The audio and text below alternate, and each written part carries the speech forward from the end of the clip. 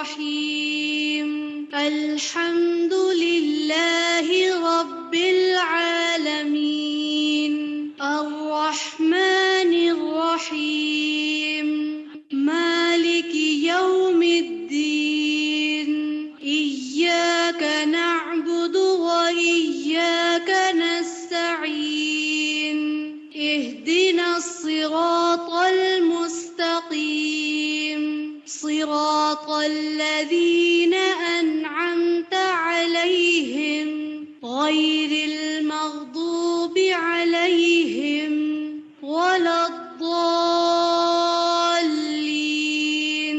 آمين.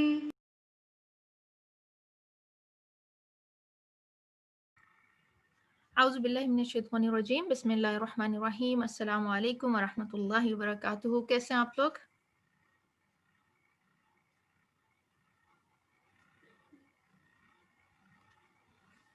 الحمدللہ. آپ لوگوں کا دن کیسا گزرا؟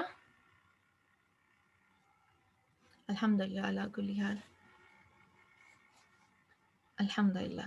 دعا کے ساتھ اپنے سیشن کا آغاز کرتے ہیں.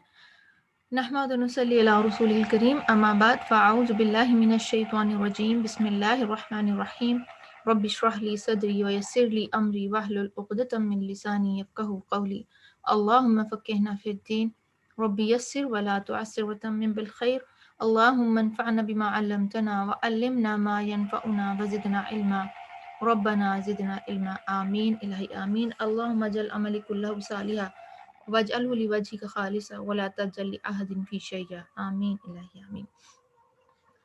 اچھا جی، آج ہم کون سی دعا کریں گے؟ کچھ آئیڈیا ہے؟ مطلب ایک just wild card type question ہے آپ سے، آپ لوگوں کو، لیکن جسٹ کریوسٹی چیک کرنے کے لیے کہ وٹ شیطان سے بچنے کی دعا، جنت کی. ٹھیک، صحیح. اچھا، آج ہم نئی دعا نہیں کر رہے. آج ہم نے کل دعا کی تھی نا، تو ہم اسی کو آج دوبارہ دیکھیں گے، کیونکہ اس کی بہت زیادہ ورچوز آتی ہیں، بہت زیادہ اس کے جو ہے نا فضیلت ہے، مختلف احادیث میں اس کے بارے میں بہت زیادہ بیان کیا گیا. تو اسی کو ہم ایک ڈفرینٹ حدیث اس کے بارے میں دیکھیں گے، اور پھر دیکھیں گے کہ حسنا، کل بھی ہم نے تھوڑا سا ڈسکس کیا تھا کہ دنیا کے حسنات کیا ہوتے ہیں اور آخرت کی کیا ہوتے ہیں، تو وہ ہم دیکھیں گے. ٹھیک ہے، ٹھیک ہے.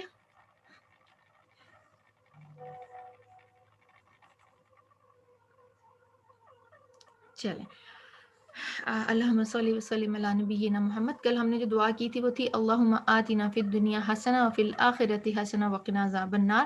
اور آج اس کے ساتھ جو حدیث ہم کر رہے ہیں وہ کیا ہے کہ سیدنا انس رضی اللہ تعالیٰ عنہ سے روایت ہے کہ رسول اللہ صلی اللہ علیہ وسلم نے ایک مسلمان کی عیادت کی جو بیماری سے چوزے کی طرح ہو گیا، یعنی بہت زیادہ کمزور. بعض دفعہ ہوتا ہے نا کہ کچھ ایسے بیماریاں آتی ہیں کہ انسان بہت ویک ہو جاتا ہے، ویٹ بہت زیادہ لوز ہو جاتا ہے یا کچھ اور اس طرح کے سمٹم. تو آپ صلی اللہ علیہ وسلم نے اس سے فرمایا تو کچھ دعا کیا کرتا تھا، یعنی تم کچھ اس طرح کی اللہ تعالیٰ سے تو نہیں مانگتے تھے دعا کہ یا اللہ سے سوال کیا کرتا تھا؟ وہ بولا ہاں میں یہ کہا کرتا تھا یا اللہ جو کچھ تو مجھ کو آخرت میں عذاب دینے والا ہے وہ دنیا میں ہی کر لے. آپ صلی اللہ علیہ وسلم نے فرمایا سبحان اللہ، تجھے اتنی طاقت کہاں ہے کہ تو اللہ کا عذاب اٹھا سکے؟ تو نے یہ کیوں نہیں کہا اللہم آتنا فی الدنیا حسنہ وفی الآخرۃ حسنہ وقنا عذاب النار؟ تو کیا بات اس سے سمجھ میں آتی ہے ہمیں؟ حدیث میں نے آپ لوگوں کے ساتھ پڑھی، اور اس کا پھر کیا ہوا جب آپ صلی اللہ علیہ وسلم نے اس کی دعا سکھائی تو آپ صلی اللہ علیہ وسلم نے اس کے لیے دعا کی، اللہ عز و جل نے اس کو اچھا کر دیا. تو ہمیں کیا بات، ایک تو ہمیں اس دعا کے بارے میں پتہ چلا کہ اللہ تعالیٰ سے جب بھی مانگیں تو حسن ظن کے ساتھ مانگیں. ہم بعض دفعہ جب پڑھتے ہیں نا قیامت کے حالات، واقعات، قبر کا بیان یا کچھ اس سے ریلیٹڈ، تو کیا خیال ذہن میں آتا ہے؟ ایک دم سے کیا سوچتے ہیں کہ ابھی کی تکلیف تھوڑی سی ہم جھیل سکتے ہیں دنیا میں، لیکن آخرت کے عذاب سے ان انٹینشنلی انسان کے زبان سے ایسی باتیں یا کچھ خیالات، کیونکہ انسان ہے نا تو ہم اس چیز کو اس طرح نہیں سمجھ سکتے. تو ہمیں سیکھنے کو یہ ملا کہ سچویشن کیسی بھی ہو، حالات کیسے بھی ہوں، کتنا بھی احساس ہو رہا ہو کہ ہم گنہگار ہیں، اللہ تعالیٰ کی نافرمانی کے کام بھی ہم سے ہو گئے، کچھ بھی ہم نے کر لیا، لیکن حسن زن اللہ سے کیا رکھیں کہ دنیا میں بھی بھلائیاں اور آخرت میں بھی بھلائیاں. ایک دعا مانگنے کا نا طریقہ بھی سکھایا گیا اس دعا میں ہمیں، کہ جب بھی اللہ سے مانگیں، وہ کسی نے کہا ہے نا کہ مانگنے جب اللہ سے مانگو تو تم اپنی مصیبت جو ہے نا اس کو بڑا مت بولو، بلکہ یہ دیکھو کہ اس کو دور کرنے والا کتنا بڑا ہے. یعنی اللہ کی ذات بہت مہربان ہے، اللہ کے پاس غیب کے خزانے ہیں. تو اللہ تعالیٰ کے لیے تو کچھ بھی پاسبل نہیں ہے بندے کو دنیا میں بھی اچھا رکھے اور آخرت بھی اس کی اچھی کر دے. اور حسنہ میں ہم نے دیکھا تھا کہ دنیا میں ہر طرح کی خیر و بھلائی، نعمت، حال احوال، اخلاق، رحمت، بالکل اللہ کی رحمت کو دیکھنا ہے ہمیں، اللہ تعالیٰ کی مغفرت کو. جیسے واسع، کل استاذہ نے بھی مینشن کیا تھا نا کہ اللہ تعالیٰ کی جو صرف واسع ہے قرآن پاک میں کتنی جگہ آئی ہے؟ 7 مرتبہ آئی ہے نا قرآن پاک میں، 7 مختلف مقامات پر آئی ہے. تو وہ جو اللہ تعالیٰ کی جو یہ صفت ہے واسع کی، وہ ہر جگہ پہ ہمیں اس کو ذہن میں رکھنا چاہیے. ہم اللہ تعالیٰ کے بہت محتاج اور فقیر بندے ہیں، صحیح؟ پھر ہم انسان ہیں، بھول چک ہو جاتی ہے. تو کبھی بھی یہ تو ہو گئی نا، ہم اللہ تعالیٰ کے ساتھ کیا کہیں گے کہ سودے بازی کہہ لیں کہ آپ ادھر ہی ہمارے ساتھ کر دیں، آخرت میں ہمارے ساتھ اچھا کر دیں. لیکن اگر ہم اللہ تعالیٰ کی بڑائی کو مد نظر رکھتے ہوئے، اللہ تعالیٰ کی رحمت کو مد نظر رکھتے ہوئے اللہ سے مانگیں، اللہ تعالیٰ کے خزانوں کو ہم نہیں جانتے کتنے ہیں، لیکن اللہ تعالیٰ کے پاس ایک اور حدیث سے ہمیں پتہ چلتا ہے نا کہ اللہ تعالیٰ کہتے ہیں کہ مفہوم ہے حدیث کا کہ اے ابن آدم، تمہارے اول اور آخر سارے ایک میدان میں جمع ہو جائیں اور جو مجھ سے مانگے میں نے دے دوں، تو میرے خزانے میں اتنی کمی نہیں ہوتی جتنی کہ ایک وہ انگلی سمندر میں ڈبو کے نکالو، یا جتنا ایک چڑیا اپنی چونچ میں پانی لیتی ہے، اسی طرح کی مفہوم ہے حدیث کا. تو اللہ تعالیٰ کے ہاں تو کوئی کمی نہیں. پھر آخرت کی حسنات کیا ہیں؟ کیا کیا آخرت کی حسنات ہو سکتی ہیں؟ ہم نے کل بھی ڈسکس کیا تھا کہ مرنے کے وقت سے لے کے حشر ہے، حساب کتاب ہے، صراط ہے، حوض کوثر ہے، پیشی ہے، اس کے بعد جنت میں داخلہ، اور پھر جنت کی بھی بہترین جو مقامات ہیں. جی، مواخذہ نہیں ہونا چاہیے، مواخذہ نہیں. ہم یہ بھی نہیں کہہ سکتے کہ اللہ تعالیٰ جو ہے وہ ہمارے ساتھ انصاف کریں یا اللہ تعالیٰ عدل کریں. ہم صرف رحمت مانگ سکتے ہیں. کیونکہ بعض دفعہ آپ دیکھیں دنیا میں بھی ہم یہ چیز دیکھ لیتے ہیں کہ جو اپنے آپ کو مظلوم سمجھ رہا ہوتا ہے، بعض دفعہ غلطی اسی کی ہوتی ہے. ٹھیک ہے، تو پھر آخرت کی اور سب سے بڑی جو حسنہ ہمیں آخرت میں چاہیے وہ کیا؟ اللہ تعالیٰ کا دیدار. صحیح، اللہ تعالیٰ کا دیدار جو ہے وہ سب سے الٹیمیٹ ریوارڈ ہوگا جنتیوں کے لیے. جی، تو پھر ہمیں اس چیز کو، یعنی بھلائی بہت وسیع معنوں میں ہے، دنیا کی بھی اور آخرت بھی. ہم اس کا احاطہ نہیں، ہم سوچ بھی نہیں سکتے بعض دفعہ نا، ہمیں نہیں پتہ ہوتا. تو وہ چیز جو ہے وہ مانگی گئی، اور طریقہ دعا کا سکھا دیا کہ جب بھی اللہ سے مانگو تو کیا کرو کہ اللہ سے خیر اور بھلائی کا سوال کرو، اللہ کے ہاں کوئی کمی نہیں ہے. جزاکم اللہ خیر کثیر، بارک اللہ فیکم. اب انشاءاللہ ہم لائیو سیشن کو جوائن کرتے ہیں. جی بالکل، ہمیں نہیں پتہ جنت میں اور کیا کیا ہے نا، کیونکہ اللہ تعالیٰ نے کیا فرمایا، حدیث سے ہمیں پتہ چلتا ہے نا کہ جنت کی نعمتیں اور جنت ایسی چیز ہے جس کو کسی آنکھ نے نہیں دیکھا. تو ایک دفعہ ہم اس کو مانگ لیتے ہیں، اللہم آتنا فی الدنیا حسنہ وفی الآخرۃ حسنہ وقنا عذاب النار، آمین الہی آمین. چلیں جب تک لائیو سیشن جوائن ہوتا ہے ہم انشاءاللہ اپنے ورک اسٹیشن کو ریڈی کرتے ہیں. السلام علیکم ورحمۃ اللہ وبرکاتہ.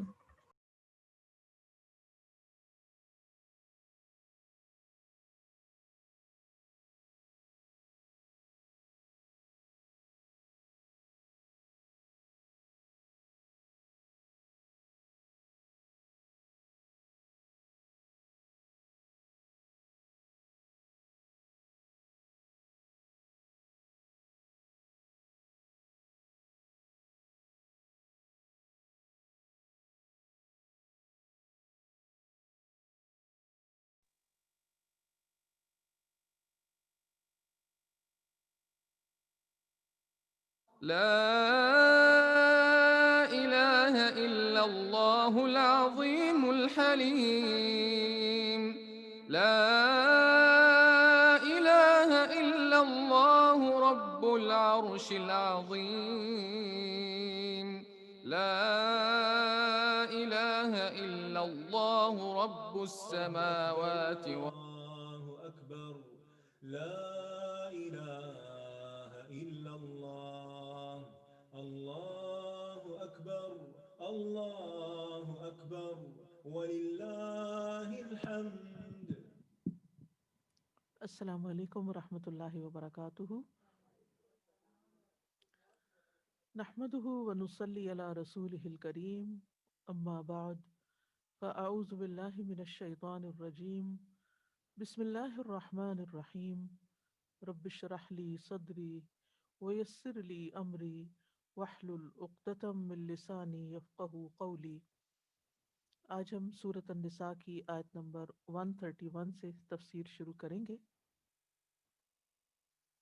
وَلِلَّهِ مَا فِي السَّمَاوَاتِ وَمَا فِي الْأَرْضِ وَلَقَدْ وَصَّيْنَا الَّذِينَ أُوتُوا الْكِتَابَ مِنْ قَبْلِكُمْ وَإِيَّاكُمْ أَنِ اتَّقُوا اللَّهَ وَإِن تَكْفُرُوا فَإِنَّ لِلَّهِ مَا فِي السَّمَاوَاتِ وَمَا فِي الْأَرْضِ وَكَانَ اللَّهُ غَنِيًّا حَمِيدًا. اور اللہ ہی کے لیے ہے جو کچھ آسمانوں میں اور جو کچھ زمین میں ہے. اور یقیناً ہم نے ان لوگوں کو جو تم سے پہلے کتاب دیے گئے تھے یہ تاکید کی تھی اور تمہیں بھی کہ اللہ سے ڈرو، اور اگر تم کفر کرو گے تو بے شک اللہ ہی کے لیے ہے جو کچھ آسمانوں میں ہے اور جو کچھ زمین میں ہے، اور اللہ بہت بے نیاز بہت تعریف والا ہے. وَلِلَّهِ مَا فِي السَّمَاوَاتِ وَمَا فِي الْأَرْضِ، اور اللہ ہی کے لیے ہے جو کچھ آسمانوں میں اور جو زمین میں ہے. یعنی ہر چیز کا مالک، ہر چیز کا بادشاہ صرف اللہ ہے. اور اس میں اللہ کا لفظ مقدم ہے، للہ، یعنی خبر کو مقدم کیا گیا ہے مبتدا سے، اور اس طرح یہ حصر کا فائدہ دیتا ہے، یعنی فوکس پھر اللہ کے لفظ پر آ جاتا ہے.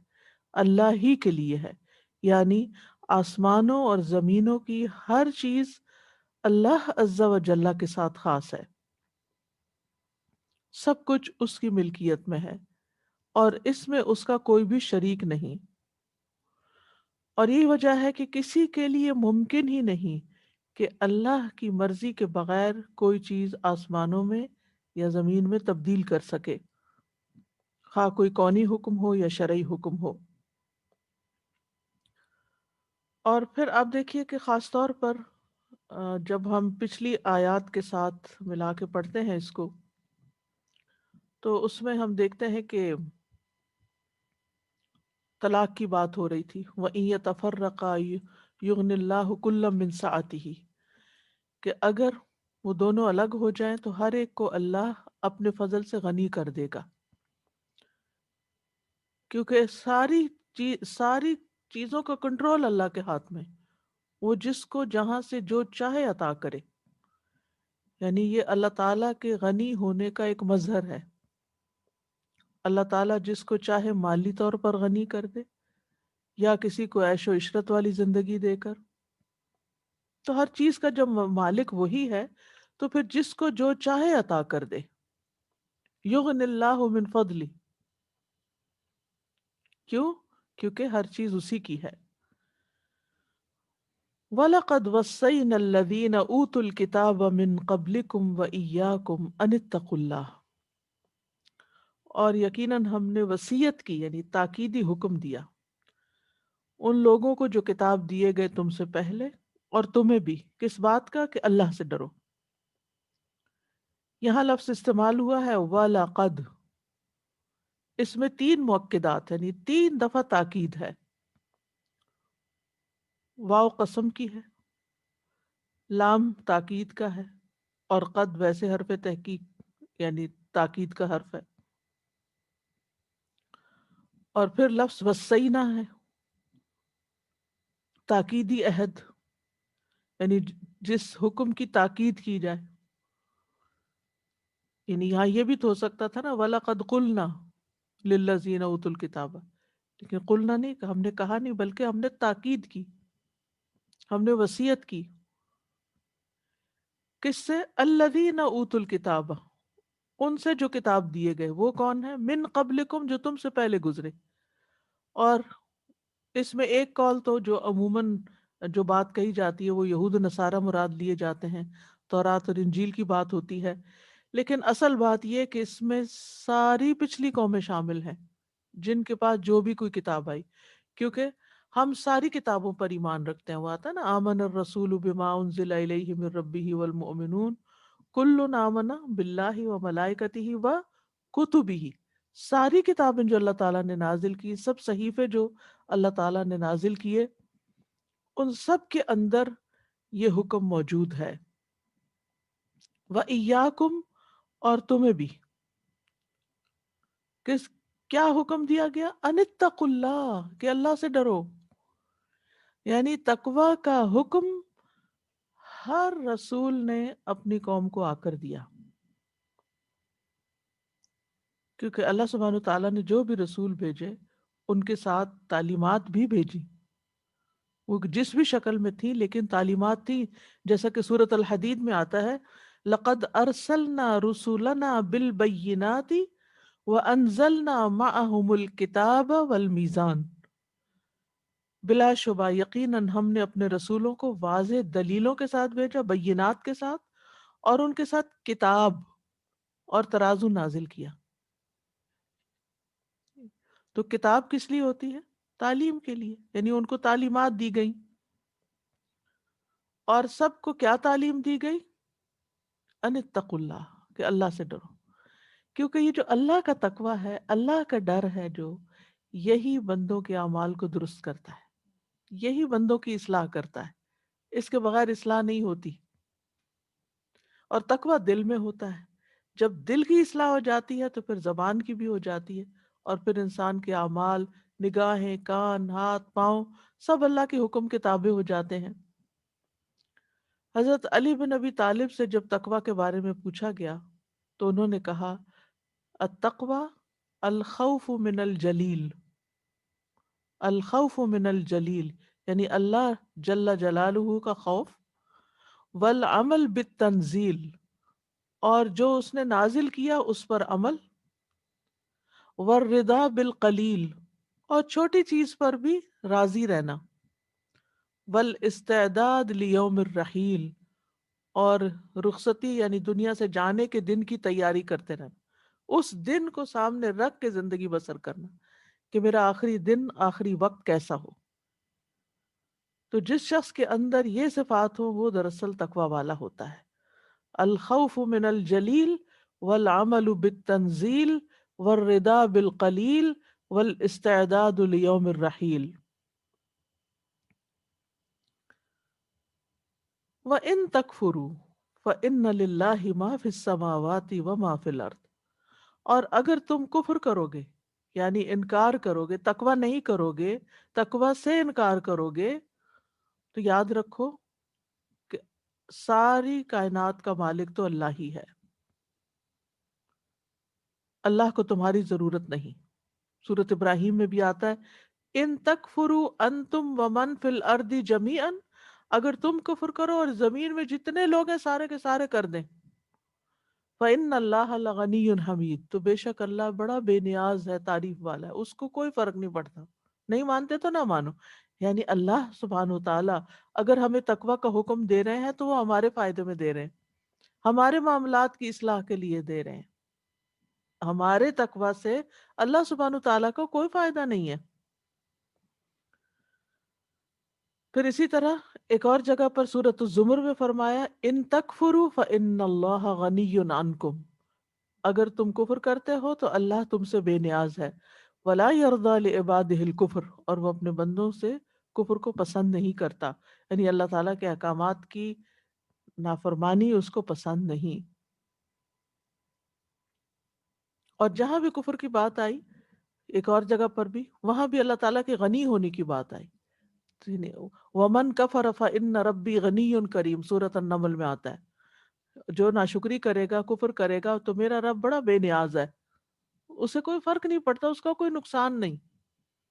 تو اس بات کو ہم سب کو اچھی طرح سمجھ لینا چاہیے کہ اللہ تعالیٰ کی اطاعت اور اللہ تعالیٰ کا تقوی یہ سراسر ہمارے اپنے ہی فائدے میں ہے، اس سے رب العزت کو کوئی فائدہ نہیں۔ یعنی اللہ تعالیٰ کو مخلوق کی نافرمانی سے کوئی نقصان نہیں پہنچتا۔ خاندانی ازدواجی گھریلو زندگی کے بارے میں آیات تھی پچھلی، اس سے پچھلی، یعنی اگر تم ایک دوسرے پہ ظلم کرتے ہو، ایک دوسرے کا حق نہیں دیتے، ایک دوسرے کے ساتھ زیادتی کرتے ہو، تو پھر اپنا ہی نقصان کرو گے۔ اور ہم دیکھتے ہیں کہ دنیا میں بھی لوگوں کی زندگی جہنم بن جاتی ہے، اور جو لوگ اللہ سے ڈر کے زبان سے غلط بات نہیں نکالتے، اپنے دل کی بھی حفاظت کرتے ہیں کہ ہم کیا سوچ رہے ہیں، اور اپنی موت کو یاد رکھ کے سارے معاملات کرتے ہیں، ان کے معاملات اللہ تعالیٰ درست کر دیتا ہے، ان کے حالات درست کر دیتا ہے۔ لیکن اگر انسان یہ سمجھتا ہے کہ میں بہت سمارٹ ہوں اور میں دوسرے کو بیوقوف بنا سکتا ہوں، یا دوسرے کو ہرا سکتا ہوں آرگیومنٹ میں، یا اس کو غلط ثابت کر سکتا ہوں، تو ہو سکتا ہے کہ وقتی طور پر آپ اس سب میں کامیاب ہوں، لیکن الٹیمیٹلی نقصان بھی آپ ہی اٹھائیں گے۔ اور جو اللہ سے ڈرتے ہوئے درست معاملات کرتا ہے، تو پھر اللہ سبحانہ وتعالی اس کی حفاظت کرتا ہے، اس کے امور کی حفاظت فرماتا ہے۔ تو اللہ تعالیٰ کو مخلوق کی نافرمانی سے کوئی نقصان نہیں ہوتا اور اطاعت سے کوئی فائدہ نہیں ہوتا۔ صحیح مسلم کی ایک حدیث ہے، ابو ذر رضی اللہ عنہ نبی صلی اللہ علیہ وسلم سے بیان کرتے ہیں، جو آپ صلی اللہ علیہ وسلم نے اللہ تبارک و تعالیٰ سے بیان کی۔ اللہ تعالیٰ نے فرمایا، اے میرے بندو، اگر تمہارے پہلے والے اور بعد والے، تمہارے انسان اور جن مل کر تم سب سے فاجر آدمی کے دل کی طرح ہو جائیں، سب سے گناہگار انسان کے دل جیسا ہوتا ہے ویسے ہو جائیں، تو اس سے میری بادشاہت میں کوئی کمی نہیں ہوتی۔ للہ ملک السماوات والارض، کوئی چیز اس کے خزانوں میں کمی نہیں کر سکتی۔ جو کوئی اطاعت کرتا ہے، تقوی کرتا ہے، پھر وہ اس کو ہی فائدہ دیتا ہے۔ وَكَانَ اللَّهُ غَنِيًّا حَمِيدًا، اور ہے اللہ غنی تعریف والا۔ یہاں بھی کانا کا لفظ استعمال ہے۔ ہمیشہ سے اللہ تعالیٰ غنی اور حمید ہے، ہمیں اور اب بھی ہے اور آئندہ بھی وہ رہے گا۔ کانا میں استمرار کا معنی آ جاتا ہے، یعنی کسی صفت کے ثابت ہونے، اس میں جم جانے اور جاری رہنے کا فائدہ دیتا ہے کانا، یعنی جب کسی صفت پر آتا ہے۔ تو اللہ تعالیٰ ہمیشہ سے غنی اور تعریف کیا گیا ہے۔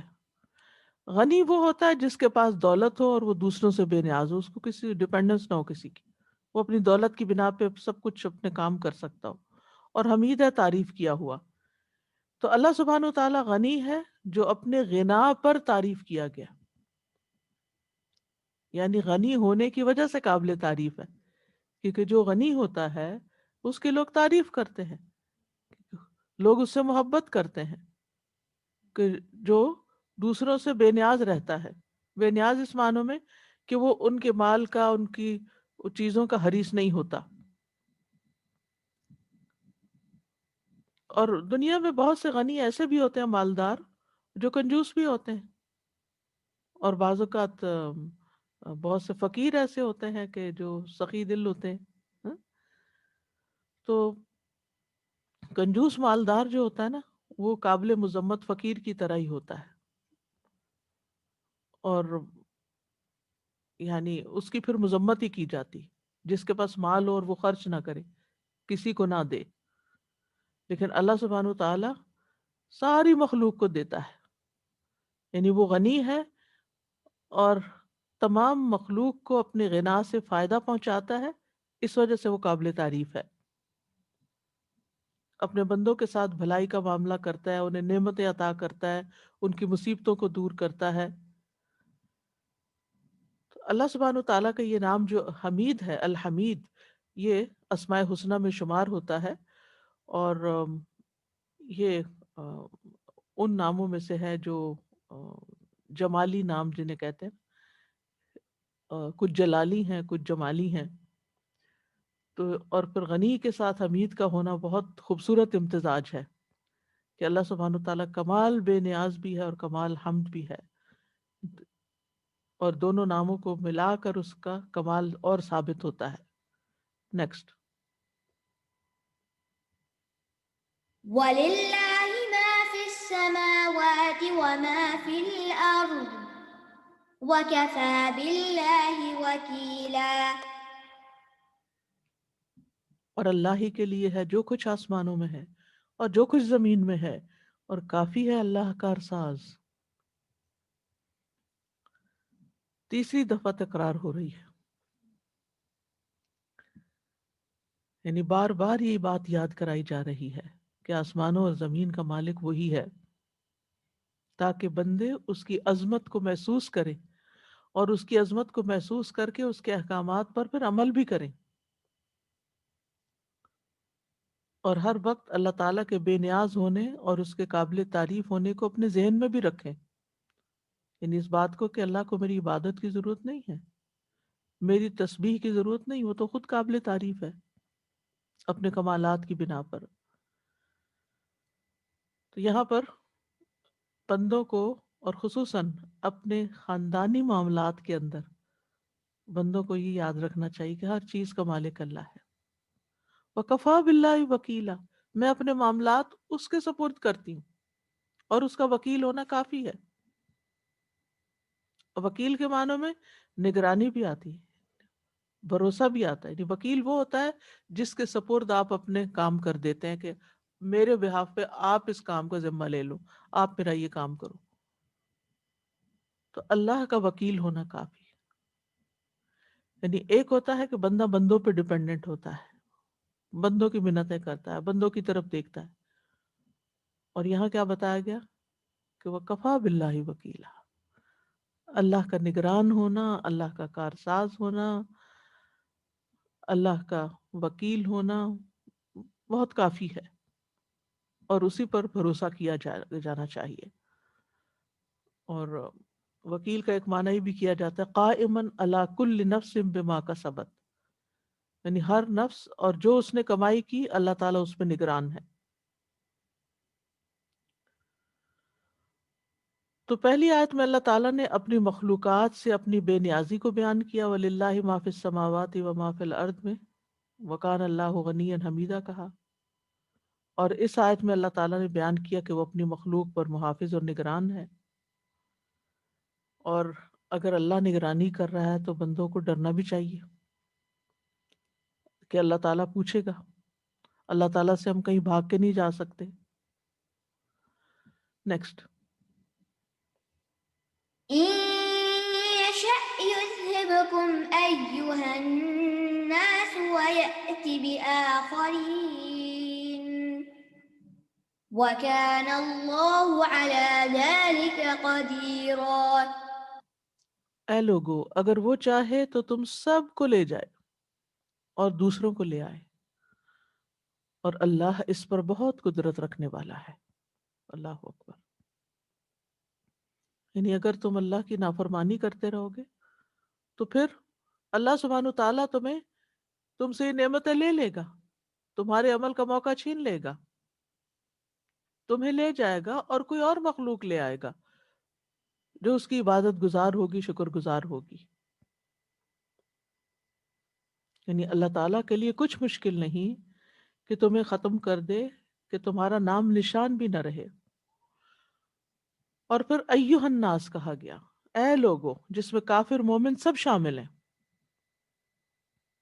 اور جب خاص طور پر پکار کے کوئی بات کہی جاتی ہے، یعنی اگر یہ ایھا الناس نہ بھی ہو، ان یشاء یذھبکم ویأتی بآخرین بھی آتا ہے نا، لیکن ایھا الناس کہہ کے تنبیہ کی گئی، اے لوگو سنو، اللہ کے پورے اختیار میں ہے.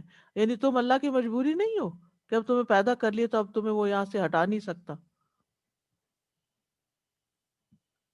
وہ پوری طرح قادر ہے اس بات پر کہ تمہیں یہاں سے لے جائے اور کچھ اور لوگوں کو لے آئے جو اللہ کا تقوی اختیار کریں. تو اللہ سبحانہ تعالیٰ کے احکامات کو ضائع کرنا جو ہے وہ انسان کو اللہ کی نگاہ میں گرا دیتا ہے، حقیر بنا دیتا ہے. اللہ کے نزدیک عزت والا کون ہے؟ تقوی والا، ان اکرمکم عند اللہ اتقاکم. اور جب انسان اللہ سے نہیں ڈرتا اور اللہ کی فرمانبرداری نہیں کرتا تو پھر اللہ کی نگاہ میں بہت چھوٹا ہو جاتا ہے. اللہ تعالیٰ کو اس کی کوئی پرواہ نہیں ہوتی. تو اللہ تعالیٰ یعنی نافرمان بندوں پر پوری طرح قادر ہے. سورۃ محمد میں آتا ہے وَإِن تَتَوَلَّوْا يَسْتَبْدِلْ قَوْمًا غَيْرَكُمْ ثُمَّ لَا يَكُونُوا أَمْثَالَكُمْ. اگر تم پھر جاؤ گے یعنی اللہ کی اطاعت سے منہ موڑ جاؤ گے تو وہ تمہاری جگہ تمہارے علاوہ کچھ اور لوگوں کو لے آئے گا، پھر وہ تمہاری طرح نہیں ہوں گے. اور یہ بھی ایک حقیقت ہے کہ انسان جب نعمتوں کی ناقدری کرتا ہے، اور سب سے بڑی نعمت دین کی اور دین کے علم کی، تو پھر اللہ سبحانہ وتعالیٰ وہ نعمتیں ان سے لے لیتا ہے. سورۃ ابراہیم میں بھی آتا ہے ان یشاء یذہبکم ویأتی بخلق جدید. اگر وہ چاہے تو تمہیں لے جائے اور ایک نئی مخلوق لے آئے. وما ذالک علی اللہ بعزیز. اور یہ چیز اللہ تعالیٰ پر کچھ بھی مشکل نہیں ہے، اللہ کے لیے کچھ مشکل نہیں. وکان اللہ علی ذالک قدیرا. اور اللہ اس پر پوری طرح قدرت رکھتا ہے، یعنی تمہیں ختم کرنے اور دوسروں کو لانے پر پوری طرح قادر ہے. یعنی قوت اور قدرت یہ دونوں اللہ کے پاس ہے. یعنی قادر وہ ہوتا ہے جو بغیر کسی بے بسی کے کسی مشکل کے کوئی کام کر لے. ایک ہوتا ہے نا کہ بڑی مشکل سے کام کرنا اور آپ کو ہمت نہیں، آپ گھسٹ رہے ہیں، آپ اپنے آپ کو پش کر رہے ہیں اور بس کس مشکل سے آپ نے وہ کام کیا. لیکن جو قادر یا قدیر ہوتا ہے اس کے لیے اس کے اندر کوئی کمزوری نہیں ہوتی، اس کی کوئی ویکنس نہیں ہوتی، وہ آسانی سے وہ کام کر لیتا ہے. وَقَانَ اللَّهُ عَلَى ذَلِكَ قَدِيرًا. جیسے دوسری آیت میں فرمایا وَمَا ذَلِكَ عَلَى اللَّهِ بِعَزِيزٍ، یہ اللہ پہ کچھ مشکل نہیں. اور یہاں کیا فرمایا اللہ تعالیٰ اس پر پوری طرح قادر ہے. انسانوں کے اندر کمزوری ہے، انسانوں کے اندر کمزوری ہے، اور انسان کبھی طاقتور ہوتا ہے کبھی کمزور ہوتا ہے. اللہ تعالیٰ ہمارے بارے میں فرماتے سورۃ الروم میں اللہ الذی خلقکم من ضعف یا من ضعف ثم جعل من بعد ضعف قوة ثم جعل من بعد قوة ضعفا وشیبہ. اللہ وہ ہے جس نے تمہیں کمزوری سے پیدا کیا، پھر کمزوری کے بعد قوت دی، پھر قوت کے بعد کمزوری اور بڑھاپا دیا. یعنی یہ انسانوں کے تو یہ حالات ہیں، کمزور پیدا ہوتا ہے اور پھر کچھ طاقت آتی ہے پھر کمزوری کی طرف چل پڑتا ہے. لیکن اللہ سبحانہ تعالیٰ کے اندر ایسی کوئی کمزوری نہیں. سورۃ فاطر میں اللہ تعالیٰ فرماتے ہیں وَمَا كَانَ اللَّهُ لِيُعْجِزَهُ مِنْ شَيْءٍ فِي السَّمَاوَاتِ وَلَا فِي الْأَرْضِ إِنَّهُ كَانَ عَلِيمًا قَدِيرًا. اور اللہ کبھی ایسا نہیں کہ آسمانوں اور زمین میں کوئی چیز اسے بے بس کر دے، کوئی اس کو بے بس نہیں کر سکتا، کوئی اس کو ہرا نہیں سکتا. بے شک وہ ہمیشہ سے سب کچھ جاننے والا، ہر چیز پر پوری طرح قادر ہے. تو اس آیت سے کیا پتہ چلتا ہے کہ اللہ سبحانہ وتعالی جو چاہے کر سکتا ہے، اور جو وہ کرتا ہے اس کی مشیت جو ہوتی ہے حکمت پر مبنی ہوتی ہے. اور پھر بندوں کو جب چاہے لے جائے، جیسے نوح علیہ السلام کی ساری قوم کو ڈبو دیا تھا سوائے چند ایک کے جو کشتی میں بیٹھے تھے. اور دیگر بھی کئی مثالیں ہیں کہ اللہ تعالیٰ نے پوری قوم کو صاف کر دیا، ختم کر دیا، پھر ایک نئی قوم اٹھائی، پھر اس نے گناہ کے پھر ان کو مٹا دیا، پھر اور آئے پھر ان کو. تو تم اپنے آپ کو کیا چیز سمجھتے ہو؟ اللہ سبحانہ تعالیٰ جب چاہے تمہیں یہاں سے اٹھا لے، کیونکہ وہ ہر چیز پر قادر ہے. اسی لیے وہ دعا مانگی جاتی ہے نا اللہم استخدمنی ولا تستبدلنی، کہ اللہ مجھ سے ہی خدمت لیتا رہے اپنے دین کی اور مجھے تبدیل نہ کرنا، یعنی میری جگہ کسی اور کو نہ لانا، مجھ سے یہ موقع نہ چھیننا. کیونکہ جب انسان نعمتوں کی ناقدری کرتا ہے، ناشکری کرتا ہے، تو نعمتیں چھن جاتی ہیں. نیکسٹ. من كان يريد ثواب الدنيا فعند فعند الله ثواب الدنيا والآخرة وكان الله سميعا بصيرا۔ جو کوئی دنیا کا ثواب چاہتا ہے تو اللہ کے پاس دنیا اور آخرت دونوں کا ثواب ہے، اور اللہ خوب سننے والا، خوب دیکھنے والا ہے۔ لوگوں کی دو قسمیں ہیں، کچھ لوگ دنیا چاہتے ہیں اور کچھ آخرت چاہتے ہیں۔ تو یہاں اشارہ ہے ان منافقین کی طرف جو بعض غزوات میں شامل ہوئے تھے، لیکن ان کا ہم و غم دنیا تھی، دکھاوا تھا، اور ارادہ کیا تھا؟ ہمیں کچھ غنیمتیں ملیں گی۔ تو اللہ نے ان کو جو وہ دے دیا جو وہ چاہتے تھے، اور جو آخرت چاہتا ہے اللہ تعالیٰ اسے دنیا کا ثواب بھی دیتے ہیں اور آخرت کا بھی دیتے ہیں، کیونکہ کیا فرمایا؟ فَإِنَّ اللَّهِ ثَوَابُ الدُّنْيَا وَالْآخِرَةِ۔ تو کچھ لوگ اللہ کی عبادت، اللہ کے دین کی خدمت کرتے ہیں آخرت کے لیے، آخرت میں ثواب پانے کے لیے، اور کچھ لوگ کرتے ہیں دنیا کمانے کے لیے۔ تو جو جس مقصد سے کوئی کام کرتا ہے اللہ تعالیٰ اس کو وہی دے دیتا ہے۔ تو من کان یرید ثواب الدنیا، ثواب کہتے ہیں بدلے کو، اجر کو۔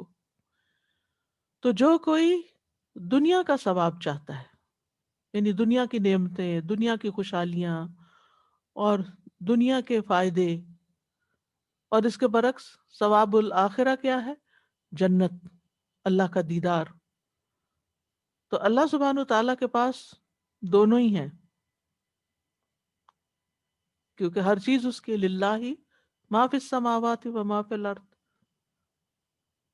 لیکن انسان یہ سوچے کہ ثواب الدنیا گھٹنے والا اور فنا ہونے والا ہے۔ دنیا میں جو بدلہ انسان کو ملتا ہے، جو بھی کوئی چیز ملتی ہے، مال ملتا ہے یا کوئی اور چیز، تو آہستہ آہستہ کم ہو جاتی۔ ایون فیم، نیم، وہ بھی تھوڑے دن کے بعد کوئی اور سیلیبریٹی آ جاتا ہے، کوئی اور بڑا آ جاتا ہے، لوگ اس کے پیچھے دوڑ پڑتے ہیں اور پچھلے کو چھوڑ دیتے ہیں۔ اسی طرح خاندانی زندگی میں بھی آپ دیکھیں کہ مثلاً ایک بہو آتی ہے، وہ بڑی خدمت کرتی ہے، اپنا بڑا نام کماتی ہے، اس کے بعد ایک اور آتی ہے جو بڑے مالدار گھر سے آتی ہے، وہ پچھلی کی خدمتوں کو بھول کے وہ ساری تعریف اور ساری چاہتیں وہ نئی کے ساتھ شروع ہو جاتی ہیں۔ بہت دفعہ ایسی مثالیں ملتی ہیں کہ دنیا کی کوئی بھی چیز جو ہے پرماننٹ نہیں ہے، فنا ہونے والی ہے، لیکن آخرت اس کو فنا ہی کوئی نہیں، وہ ہمیشہ باقی رہنے والی ہے۔ تو جو بندہ جس چیز کا ارادہ کرتا ہے، جو چیز اس کے دل میں ہوتی ہے، اس کے مطابق وہ کام کرتا ہے، حالانکہ دیکھنے میں کام ایک جیسا ہی لگ رہا ہوتا ہے، تو پھر اللہ سبحانہ وتعالیٰ جس کو جو چاہتا ہے، جو اپنے لیے جو کچھ چاہتا ہے، پھر اس کے مطابق دیتا ہے۔ تو عقل مند وہ ہے جو آخرت کے ثواب کو دنیا کے ثواب پہ ترجیح دے۔ تو جو اللہ کا تقوی اختیار کرتا ہے وہ دونوں جہانوں کی بھلائیاں پا لیتا ہے۔ تو انسان کو یہ آیت متنبہ کر رہی ہے کہ دنیا کی طلب اور تلاش آخرت کی طلب سے پھیر نہ دے، بلکہ دنیا کی قیمت پر آخرت کمائے، آخرت کی قیمت پر دنیا کے پیچھے نہ جائے۔ جیسے سورۃ القصص میں قارون کا قصہ آتا ہے، تو اس کو لوگوں نے کیا مشورہ دیا تھا؟ وَابْتَغِ فِيمَا آتَاكَ اللَّهُ الدَّارَ الْآخِرَةَ وَلَا تَنْسَ نَصِيبَكَ مِنَ الدُّنْيَا۔ اللہ نے جو کچھ تمہیں دیا ہے اس میں آخرت کا گھر تلاش کرو، یعنی اپنے اس مال سے آخرت بناؤ اور دنیا سے اپنا حصہ مت بھولو۔ یعنی آخرت بنانے کا مطلب یہ نہیں ہوتا کہ انسان دنیا بالکل چھوڑ کے کہیں جنگلوں میں نکل جائے۔ ہمیں کیا سکھایا گیا کہ اللہ تعالیٰ سے دنیا اور آخرت دونوں کی بھلائی مانگی جائے، صرف دنیا نہیں اور صرف آخرت نہیں، بلکہ اس دنیا اور آخرت دونوں۔ وَمِنَ النَّاسِ فَمِنَ النَّاسِ مَن يَقُولُ رَبَّنَا آتِنَا فِي الدُّنْيَا وَمَا لَهُ فِي الْآخِرَةِ مِنْ خَلَاقٍ وَمِنْهُمْ مَن يَقُولُ رَبَّنَا آتِنَا فِي الدُّنْيَا حَسَنَةً وَفِي الْآخِرَةِ حَسَنَةً وَقِنَا عَذَابَ النَّارِ أُولَئِكَ لَهُمْ نَصِيبٌ مِّمَّا كَسَبُوا وَاللَّهُ سَرِيعُ الْحِسَابِ۔ یہ وہ لوگ ہیں جن کے لیے اس میں سے ایک حصہ ہے جو انہوں نے کمایا، اور اللہ بہت جلد حساب لینے والا ہے۔ اور ایک اور بات یاد رہے کہ دنیا چاہنے والوں کو دنیا بھی ان کی چاہت کے مطابق پوری نہیں ملتی، وہ جتنی اللہ چاہتا ہے اتنی ہی دیتا ہے، لیکن وہ آخرت کا تو ارادہ ہی نہیں کرتا، لہٰذا اس کے تو اجر سے محروم ہو جاتا ہے۔ تو جو شخص دنیا کا ارادہ کرتا ہے وہ ساری دنیا حاصل نہیں کر سکتا۔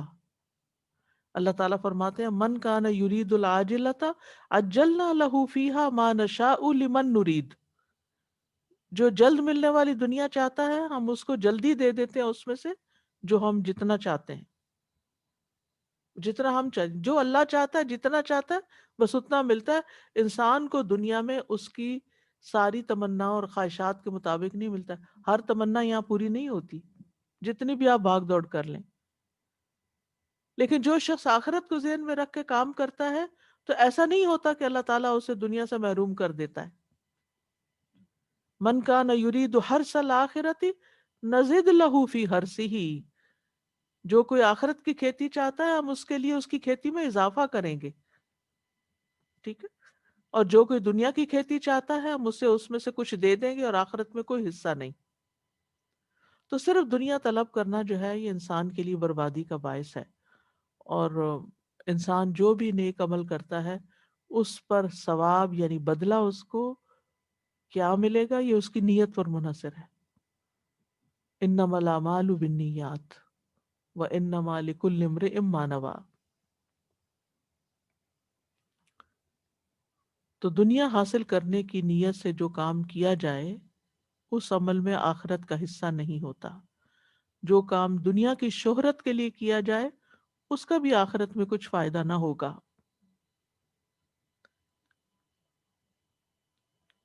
اور پھر یہ بھی ہے کہ اگر انسان آخرت کو مد نظر رکھتا ہے اور سنسیریٹی کے ساتھ کام کرتا ہے تو اللہ سبحانہ تعالیٰ اس کے سارے امور کو جمع کر دیتے ہیں، یعنی دنیا میں بھی وہ شخص فوکسڈ ہو جاتا ہے، اس کے کام سمٹ جاتے ہیں۔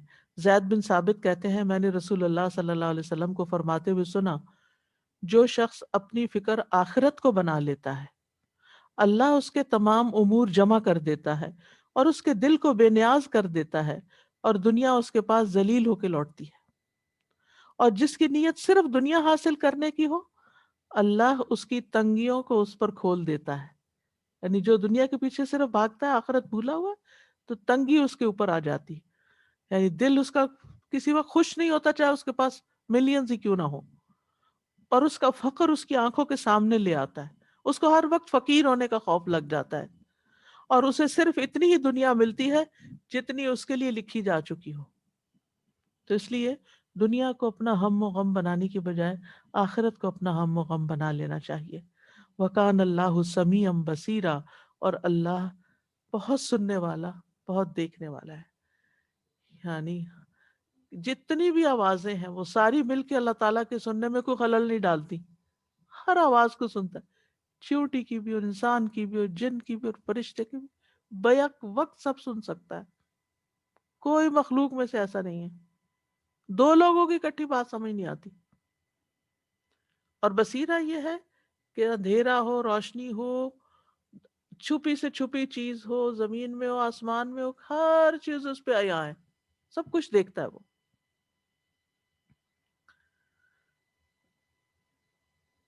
تو وکان اللہ سمیعا علیما، اور یہاں پر سمیعا بصیرہ کہا، ایک اور جگہ سمیعا علیما بھی کہا۔ مطلب اس کا کیا ہے، آخر میں آیت کی کیوں لایا گیا؟ اخلاص کی دعوت ہے۔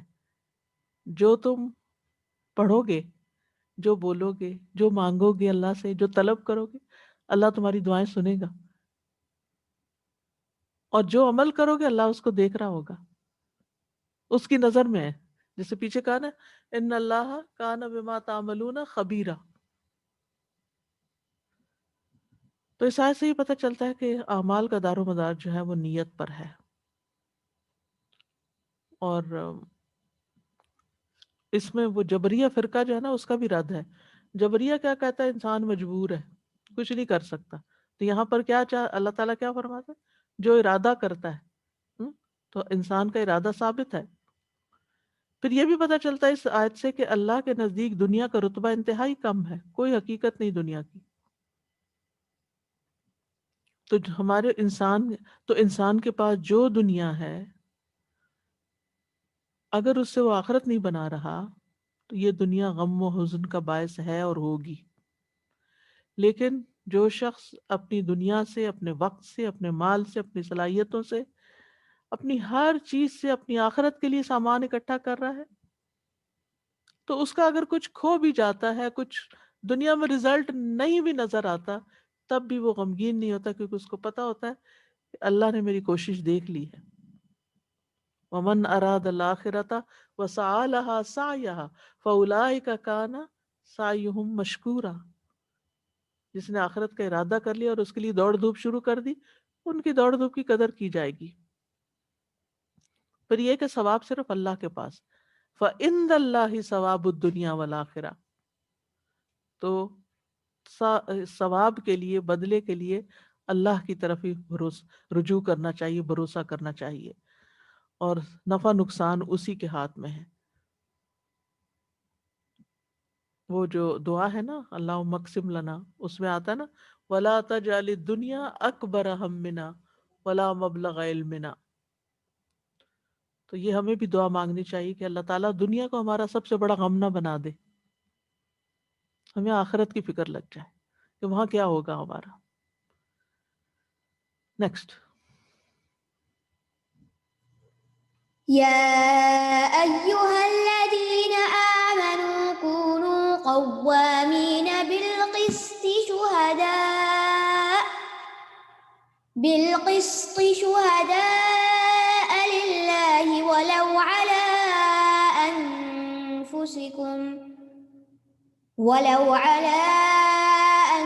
أنفسكم أو الوالدين والأقربين إن يكن غنيا أو فقيرا فالله أولى بهما فلا تتبعوا الهوى أن تعدلوا وإن تلووا أو تعرضوا فإن الله كان بما تعملون خبيرا. اے لوگو جو ایمان لائے ہو، انصاف پر قائم رہنے والے ہو جاؤ، اللہ کے لیے گواہی دینے والے بن جاؤ، اگرچہ وہ تمہارے اپنے یا والدین اور قرابت داروں کے ہی خلاف ہو. اگر وہ غنی ہو یا محتاج تو اللہ ان دونوں کا زیادہ خیر خواہ ہے، پس تم خواہشات کی پیروی نہ کرو کہ تم عدل نہ کر سکو. اور اگر تم زبان موڑو گے یا اعراض کرو گے تو بے شک جو بھی تم عمل کرتے ہو اللہ اس کی خوب خبر رکھنے والا ہے. پچھلی آیات کے ساتھ بھی اس کا تعلق ہے، جہاں ازواج کے درمیان عدل کرنے کی بات آئی، یتیموں کے ساتھ حسن سلوک کی بات آئی، وَيَسْتَفْتُونَكَ فِي النِّسَاءِ، اور وَمَا يُتْلَى عَلَيْكُمْ فِي الْكِتَابِ فِي يَتَامَى النِّسَاءِ، اور وَأَن تَقُومُوا لِلْيَتَامَى بِالْقِسْطِ. یہ ساری باتیں ہم نے جو پڑھی تھی، پھر اس کے بعد ان کا ہمیں حل بھی بتایا گیا، زوج کا نشوز کیسے ہوتا ہے، اس کا علاج کیا ہے، اور پھر یہ کہ زوجین کے درمیان اختلافات پیدا ہو جائیں تو پھر ان کا حل بتایا گیا کہ اگر صلح بہتر ہے لیکن صلح نہ ہو سکے تو تفرق، الگ ہو جاؤ. تو یہاں پر پھر عدل کی بات کی گئی، انصاف کی بات کی گئی، لیکن یہ صرف انہی معاملات کے بارے میں نہیں ہے، آیت جنرل بھی ہے. یا ایھا الذین آمنوا، اے لوگو جو ایمان لائے ہو. اللہ سبحانہ وتعالیٰ سب ایمان والوں سے خطاب کر رہے ہیں، اور کسی شخص کے لیے یہ بہت بڑا لقب ہے کہ میں ایمان والا ہوں. اللہ سبحانہ وتعالیٰ جب ہمیں پکارتے ہیں ایمان والو، تو ہمارے لیے ایک آنر کی بات بھی ہونی چاہیے. یعنی وہ لوگ جو اللہ کے رب ہونے پہ راضی ہو گئے، جو اسلام کے دین ہونے پہ راضی ہو گئے، محمد صلی اللہ علیہ وسلم کے رسول ہونے پہ راضی ہو گئے، وہ متوجہ ہوں کیونکہ یا کہہ کے حرف ندا کے ساتھ جو مخاطب کیا گیا تو توجہ مبذول کرائی گئی کہ اب تم اس حکم کو غور سے سنو اور پھر اس پر عمل بھی کرو. تو اہل ایمان کے لیے بہت بڑے شرف کی بات ہے کہ اللہ سبحانہ و تعالیٰ انہیں ایسے احکامات دیتا ہے جو ان کے فائدے میں ہے، اور دوسری طرف اس حکم پر عمل کرنا ایمان کا تقاضا ہے. کیا حکم ہے؟ کونوا قوامین بالقسط، ہو جاؤ قائم رہنے والے انصاف پر. قوامین جو ہے یہ قائمین سے مبالغہ کا صیغہ ہے، فعال کے وزن پر، قوام. الرجال قوامون علی النساء. ٹھیک ہے، تو بہت زیادہ اس عمل کو کرنے والے، یعنی مبالغے کے لیے ہے کہ بہت زیادہ قائم رہنے والے. ٹھیک ہے، جیسے جو شخص کبھی تہجد نہ چھوڑے اس کو کہتے ہیں قوام، اور جو روزہ سنت کے مطابق رکھے صوام، بہت روزے رکھنے والا. بہت حضرت حفصہ کے بارے میں کہا گیا تھا نا کہ وہ قوامہ صوامہ ہے، بہت قیام کرتی ہیں، بہت روزے رکھتی ہیں. تو کونوا قوامین، یعنی اس میں ایک طرح سے دوام بھی ہے، یہ نہیں کہ کبھی تو انصاف کر لیا اور کبھی نہ کیا. کونوا قوامین تاکید ہے، لازم رہو اس بات پر، یعنی اس بات پر عمل کرنا لازم کر لو. کون سی بات؟ بالقسط. قسط عدل کے لیے، ایک ہوتا قسط اور ایک ہوتا قسط. قسط ظلم کو کہتے ہیں. سورہ جن میں آتا نا وَمِنَّ الْقَاسِطُونَ، کہ ہم میں سے کچھ ظالم بھی ہیں، حد سے بڑھنے والے بھی ہیں. تو صرف زبر اور زیر کے فرق سے معنی بالکل اپوزٹ ہو گیا. قرآن مجید میں مقسط بھی آتا ہے، ان اللہ یحب المقسطین، اللہ انصاف کرنے والوں کو پسند کرتا ہے. تو کونوا قوامین بالقسط، یعنی اپنے ہر معاملے میں، ہر حال میں انصاف پر پوری طرح قائم رہنے والے بن جاؤ. یعنی عدل کا تاکیدی حکم ہے، بہت مؤثر انداز ہے. تو اس سے پتہ چلتا ہے کہ ہمارے دین میں جسٹس کی کتنی اہمیت ہے، چاہے خاندانی معاملات ہوں، چاہے معاشرتی معاملات ہوں.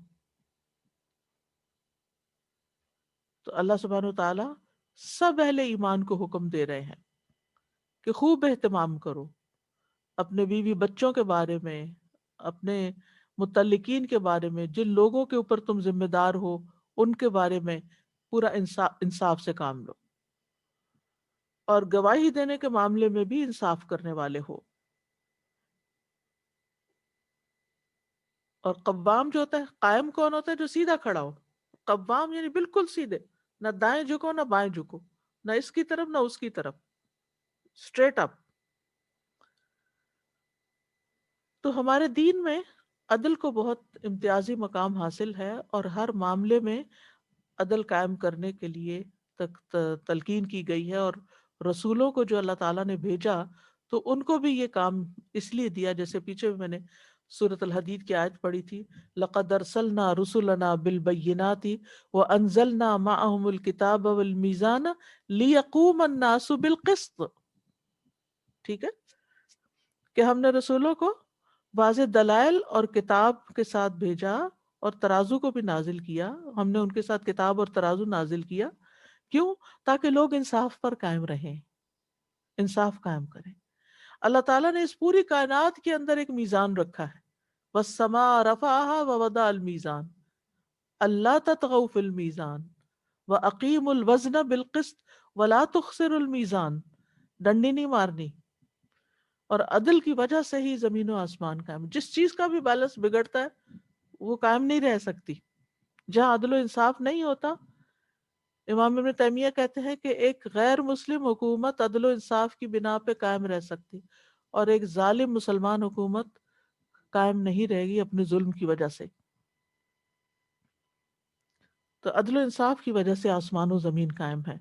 اور اس معاملے میں وہ روایت بھی آتی ہے کہ نبی صلی اللہ علیہ وسلم نے عبداللہ بن رواحہ کو اپنے اور یہودیوں کے درمیان کھجوروں کا اندازہ کرنے کے لیے بھیجا.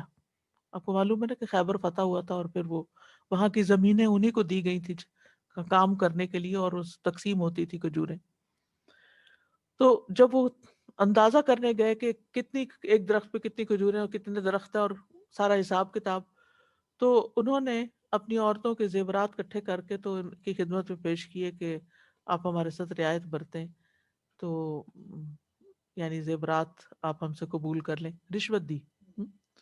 تو عبداللہ بن رواحہ نے کہا اے یہود کی جماعت، اللہ کی قسم تم میرے نزدیک اللہ کی مخلوق میں سب سے زیادہ قابل نفرت ہو، لیکن یہ نفرت مجھے اس بات پہ آمادہ نہیں کر سکتی کہ میں تمہارے ساتھ ناانصافی اور ظلم سے کام لوں.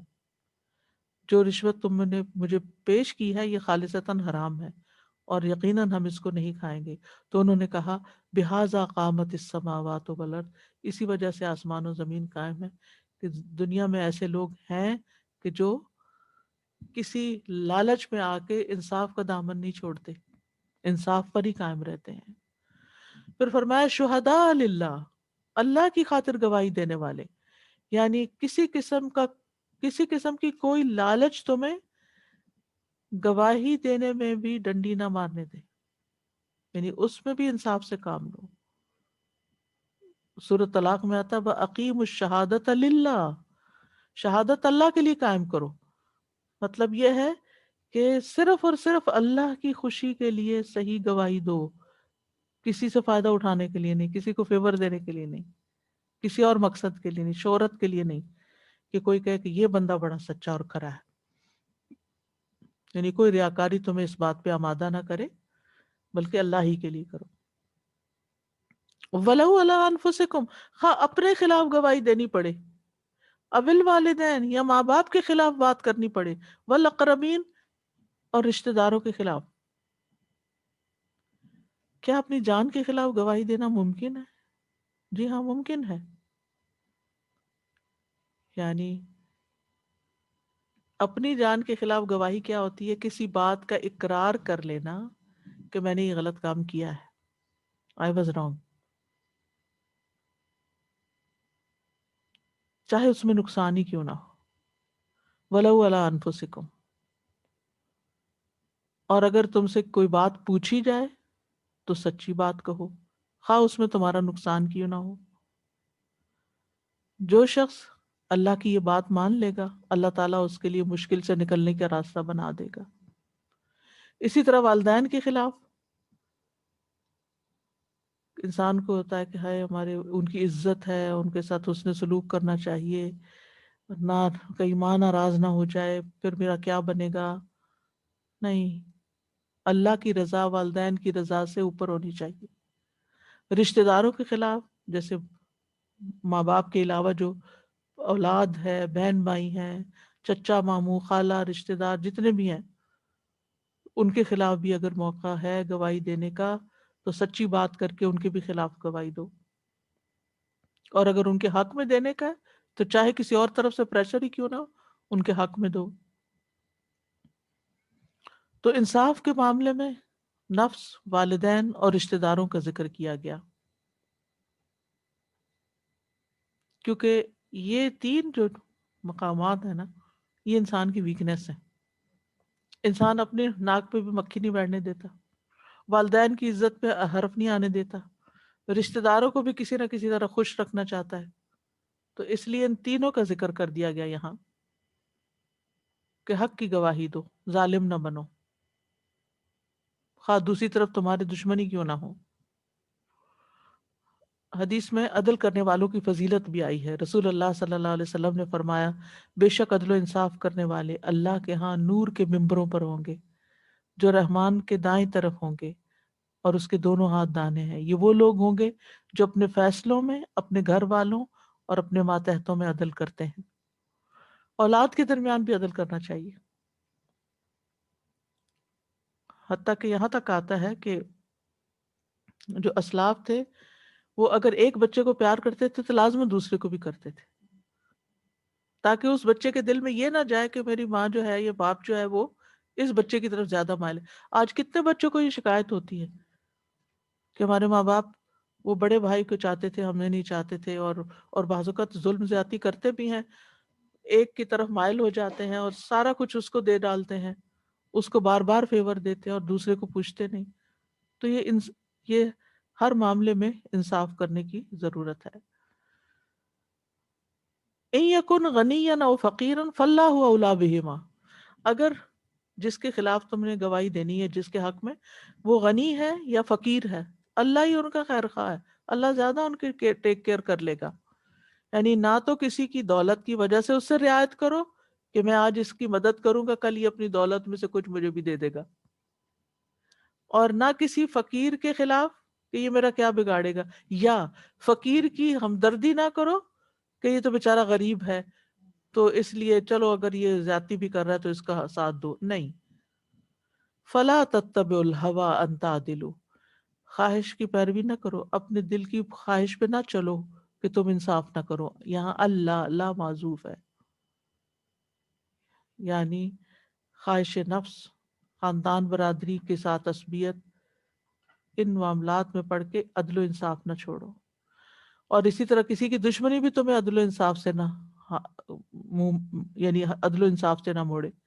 وَلَا يَجْرِمَنَّكُمْ شَنَآنُ قَوْمٍ عَلَىٰ أَلَّا تَعْدِلُوا اعْدِلُوا هُوَ أَقْرَبُ لِلتَّقْوَىٰ. کیونکہ جو خواہشات نفس کی پیروی ہے نا، اسی کی وجہ سے انسان حق کو چھوڑتا ہے، حق سے ہٹ جاتا ہے. حضرت داؤد علیہ السلام کو اللہ تعالیٰ نے فرمایا تھا نا، فَاحْكُم بَيْنَ النَّاسِ بِالْحَقِّ وَلَا تَتَّبِعِ الْهَوَىٰ فَيُضِلَّكَ عَن سَبِيلِ اللَّهِ. سورۃ صاد میں آتا ہے. سو تو لوگوں کے درمیان حق کے ساتھ فیصلہ کر اور خواہش کی پیروی نہ کر، ورنہ وہ تجھے اللہ کی راہ سے بھٹکا دے گی. تو یہ خواہشات کی پیروی جو ہے وہ انسان کو سیدھے رستے سے ہٹا دیتی ہے. شابی کہتے ہیں اللہ عز و جل نے فیصلہ کرنے والوں سے 3 عہد لیے ہیں. ایک یہ کہ خواہشات کی پیروی نہ کرے، دوسرا یہ کہ لوگوں سے نہ ڈرے، صرف اللہ سے ڈرے، اور یہ تیسرا یہ کہ اس کی آیات کے بدلے تھوڑی قیمت نہ لیں. خواہش کیا ہوتی ہے؟ خواہش یا ڈیزائر کیا ہوتی؟ وہ چیز جو ہماری مرضی اور مزاج کے مطابق ہو، جو ہمارے دل کو بھلی لگتی ہو. میرا یہ دل چاہتا ہے، میں تو دل پہ چلتی ہوں، میں تو وہ کرتی ہوں جو میرا دل چاہتا ہے. یہ ہے خواہش کی پیروی کرنا. لیکن ہوا کا ایک مطلب ہوتا ہے اوپر سے نیچے گرنا، اور اس کو ہوان سے بھی تعبیر کیا گیا. ہوان ہوتے ذلت. انسان کو بعض اوقات خواہشات کی پیروی انسان کو ذلیل کر دیتی ہے، اور بعض اوقات اس کا مرتبہ گرا دیتی ہے. خواہشات پیدا کیوں کی گئی ہیں انسان کے اندر؟ تاکہ انسان دنیا میں زندہ رہ سکے. اگر خواہشات ختم ہو جائے نا تو پھر انسان زندہ رہنے کو بھی دل نہیں چاہتا، پھر وہ سوئسائڈل بھی ہو جاتا ہے. ہمارے ایک جاننے والے تھے تو ان بیمار تھے اپنی زندگی کے آخری دنوں میں، تو بیڈ پہ لیٹ لیٹ کے انسان تھک جاتا ہے تو وہ اکثر آنکھیں بند رکھتے تھے. تو جو عادت کرنے کے لیے گئی انہوں نے کہا کہ آپ آنکھیں تو کھولیں. تو کہنے لگے میں کس لیے کھولوں، کیا دیکھنا ہے مجھے کچھ بھی نہیں دیکھنا. یعنی مجھے کسی کو دیکھنے کی بھی خواہش نہیں رہی، کوئی چیز، دنیا کی کسی چیز کی خواہش نہیں رہی. تو آنکھیں بند کرنا اور ہر وقت سونا جو ہے تو موت کی علامت ہے. یعنی اب مرنا ہی چاہتا ہوں، دنیا میں رہنا ہی نہیں چاہتا. تو انسانی بقا کے لیے اللہ نے خواہشات رکھی ہیں تاکہ انسان کا دل لگا رہے نا. اگر کھانے کی خواہش نہ ہو تو ہم کچھ پکائیں گے، کچھ کھائیں گے ہی نہیں. شادی کی خواہش نہ ہو تو گھر کیسے بنائیں گے؟ تو خواہش بذات خود نہ تو قابل مذمت ہے اور نہ قابل تعریف ہے. ٹھیک ہے نا؟ حالات اور مواقع کے لحاظ سے اور نیت کے مطابق کبھی وہ بہتر ہوتے ہیں، کبھی وہ بدتر ہوتے ہیں. اگر خواہش کی اتباع شریعت کی اتباع کے مطابق ہے، موافق ہے تو بہت اچھا، اور اگر اس کے مقابل ہے تو پھر نہیں. اللہ تعالیٰ فرماتے فَإِن لَّمْ يَسْتَجِيبُوا لَكَ فَاعْلَمْ أَنَّمَا يَتَّبِعُونَ أَهْوَاءَهُمْ. پھر اگر آپ کی بات نہیں مانتے یہ تو آپ جان لیں کہ یہ صرف اپنی خواہش کی پیروی کر رہے ہیں. اچھا، حیوانات میں سب سے زیادہ خواہشات ہی ہوتی ہیں، اس لیے وہ ہر وقت صرف کھانے پینے اور ان چیزوں کی طرف لگے رہتے ہیں. یعنی اگر آپ مثلا اگر آپ نے بلی رکھی ہوئی ہے پیٹ، تو آپ دیکھیں گے کیا، یا وہ کھیل رہی ہوگی، یا وہ کھا رہی ہوگی، یا وہ سو رہی ہوگی، اور تو اس کو کوئی کام نہیں. یہ ساری خواہشات کی پیروی ہے نا.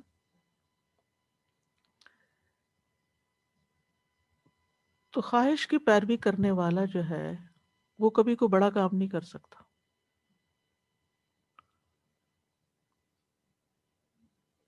اور ایسا شخص جو خواہشات کی پیروی کر رہا ہے، اس کی زندگی میں کوئی ڈسپلن نہیں ہوتا، وہ فوکسڈ نہیں رہ سکتا، وہ کوئی بڑا کام نہیں کر سکتا.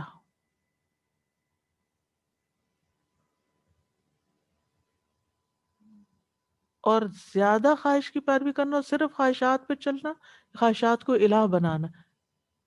افرأیت من اتخذ الہہ ہواہ، امام حسن کہتے ہیں اس سے مراد منافق ہے جس چیز کی بھی خواہش کرتا ہے کر بیٹھتا ہے، بس یہ نہیں دیکھتا حلال ہے حرام ہے، بس دل آ گیا اب کرنا ہی کرنا ہے.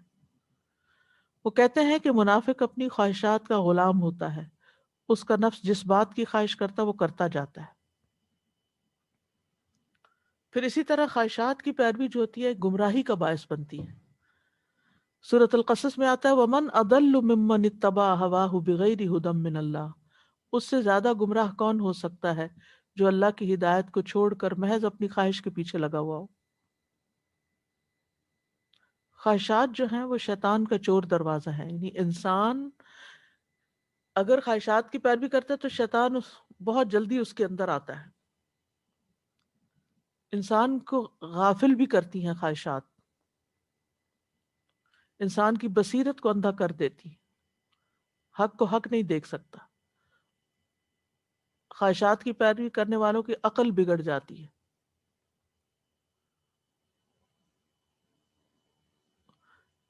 معاویہ رضی اللہ عنہ کہتے ہیں خواہشات کو چھوڑ دینا اور ہوائے نفس کی بات نہ ماننا یہی مروت ہے.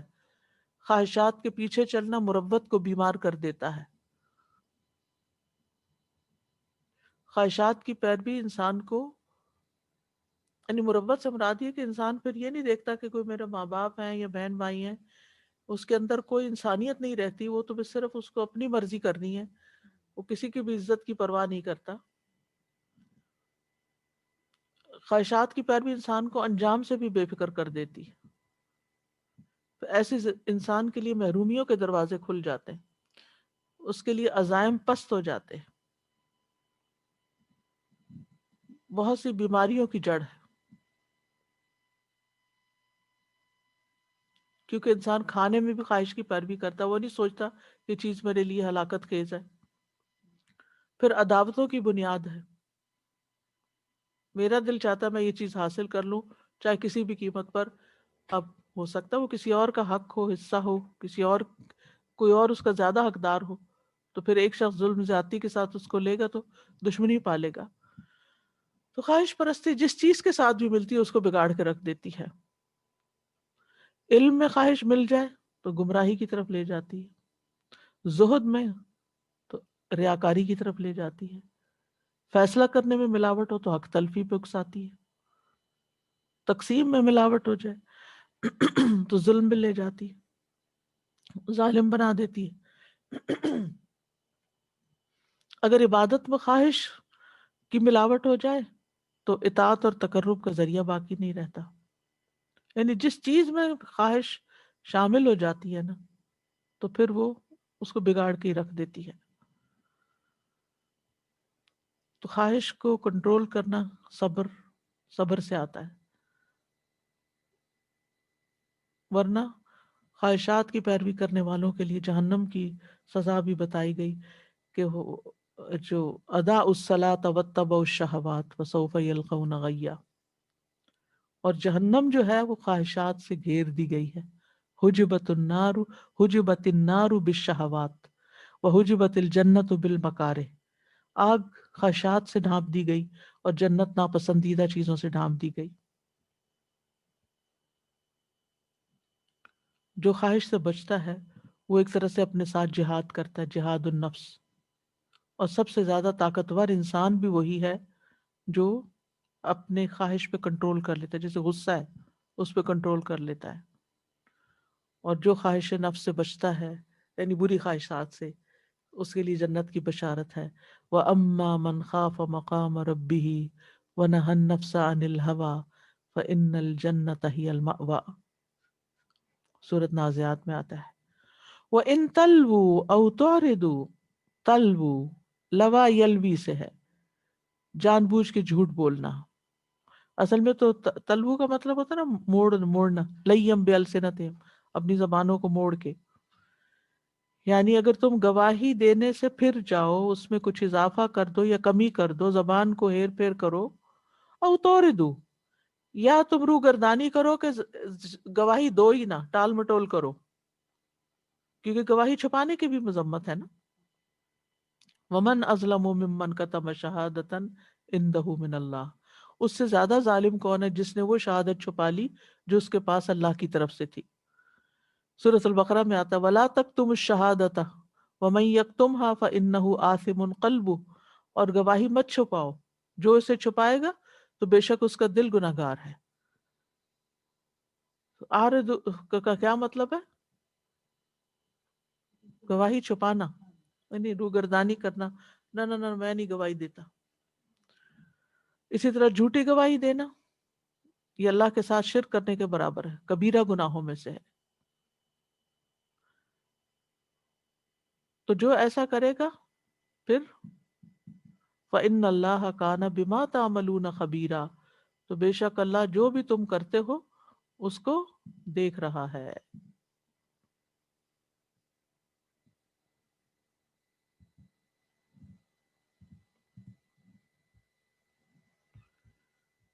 تو اس آیت سے کیا پتہ چلتا ہے کہ گواہی یعنی انصاف کرنا لازم ہے. گواہی دینا، حق کی گواہی دینا کمی بیشی کے بغیر، وہ ایمان کا تقاضا ہے. گواہی دینے میں اخلاص ہونا چاہیے، حق بات کا اقرار کرنا چاہیے چاہے اپنے ہی خلاف جاتا ہو. اولاد کی اپنے والدین کے خلاف گواہی قبول ہوتی ہے.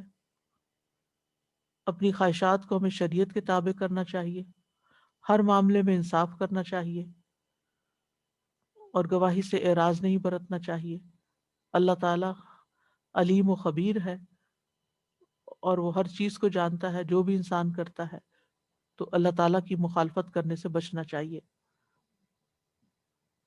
اور خاص لیسن کیا ہے اس میں کہ ہر معاملے میں عدل ہو زندگی میں، اور خواہشات کی پیروی ہو اور خواہشات کی پیروی سے بچاؤ ہو، اور اللہ سے انصاف پر قائم رہنے کا سوال بھی کرنا چاہیے. وَلَن تَسْتَطِيعُوا أَن تَعْدِلُوا بَيْنَ النِّسَاءِ وَلَوْ حَرَصْتُمْ، بڑا ہی مشکل کام ہے کیونکہ خواہشات آڑے آ جاتی ہیں اور انسان عدل سے پھر جاتا ہے، کوشش کے باوجود بھی بعض اوقات کر نہیں پاتا، تو اس کے لیے اللہ سے مدد مانگنی چاہیے. نیکسٹ. يا أيها الذين آمنوا بالله ورسوله والكتاب الذي نزل على رسوله والكتاب الذي أنزل من قبل ومن يكفر بالله وملائكته وكتبه ورسله واليوم الآخر فقد ضل ضلالا بعيدا.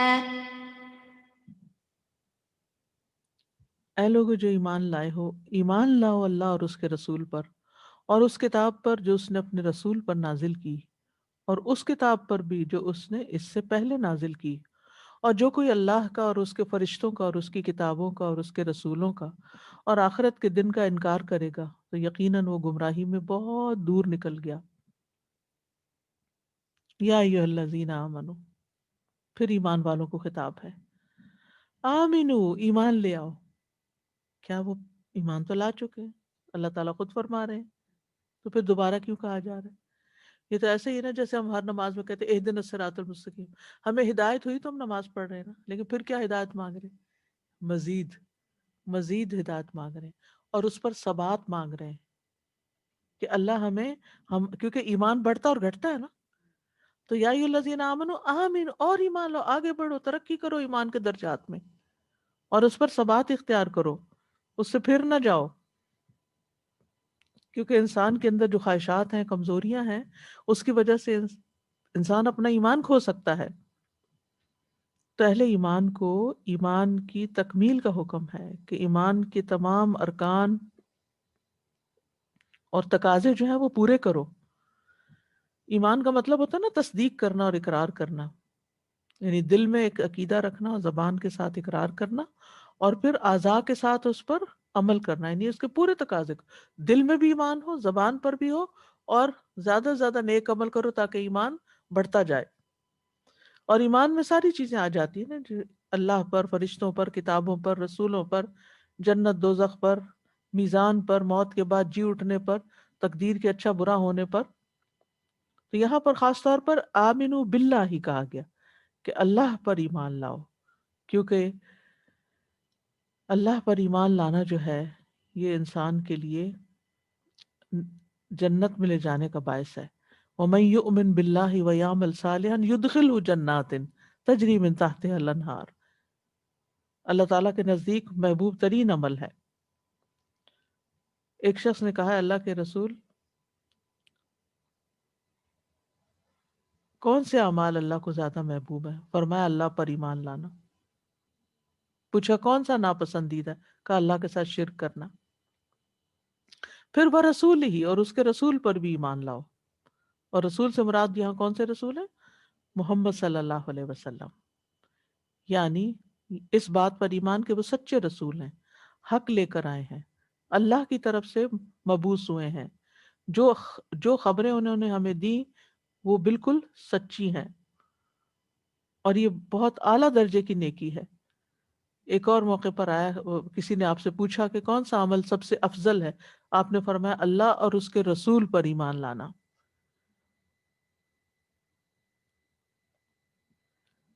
تو اللہ اور اس کے رسولوں کی جو تصدیق ہے اس کی وجہ سے انسان کو اعلیٰ ترین درجات ملتے ہیں۔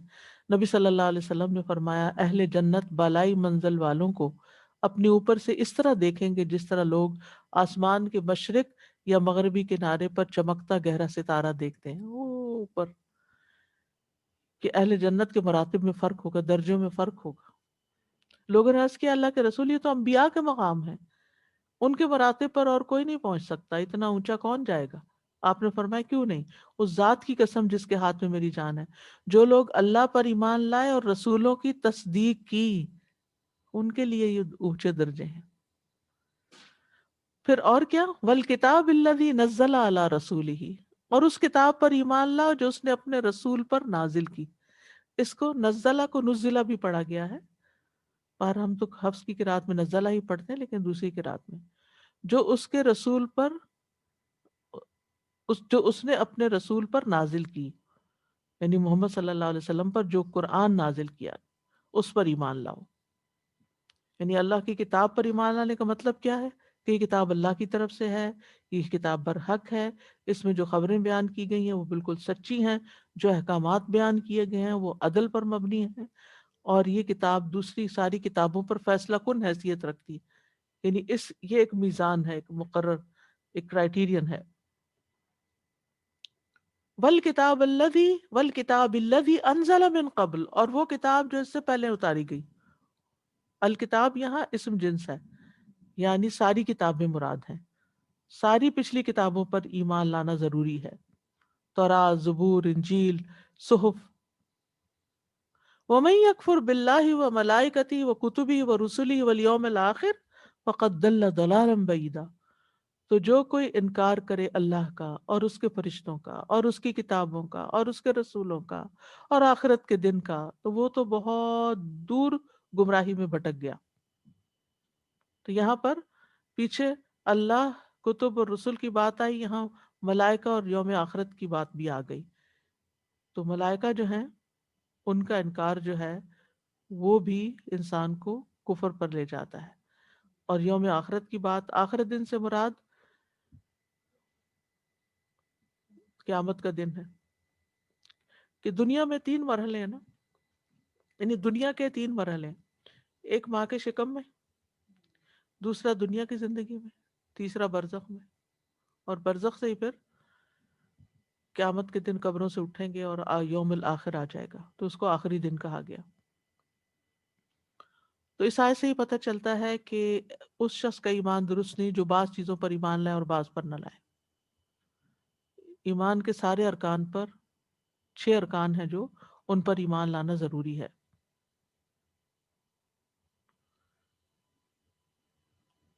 اور یہاں 5 کا ذکر کر دیا گیا، تقدیر کا ذکر نہیں ہے صرف، ٹھیک ہے۔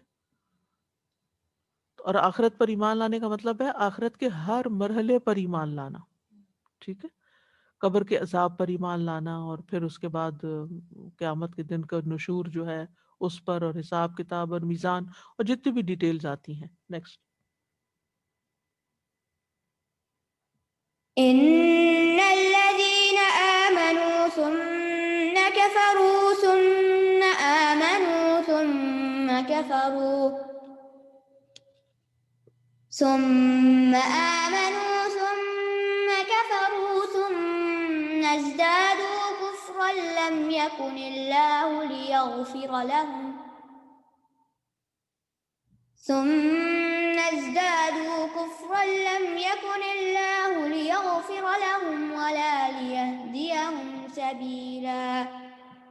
بے شک وہ لوگ جو ایمان لائے پھر انہوں نے کفر کیا، پھر وہ ایمان لائے پھر انہوں نے کفر کیا، پھر وہ کفر میں ہی بڑھ گئے، اللہ انہیں ہرگز نہیں بخشے گا، اللہ انہیں ہرگز نہ بخشے گا اور نہ انہیں کسی راستے کی ہدایت دے گا۔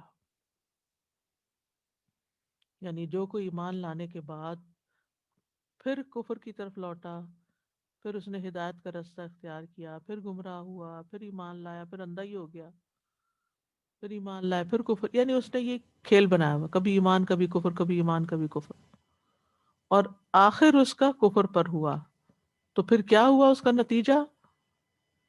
اس کا نتیجہ یہ ہوا کہ اب اس کی بخشش نہیں۔ جو کفر پہ فوت ہو گیا تو اس کا ایمان لانے کا جو پیریڈ تھا اس میں جو نیکیاں اس نے کی وہ بھی برباد ہوئی، اور ایسے شخص کو کوئی راستہ نہیں ملے گا۔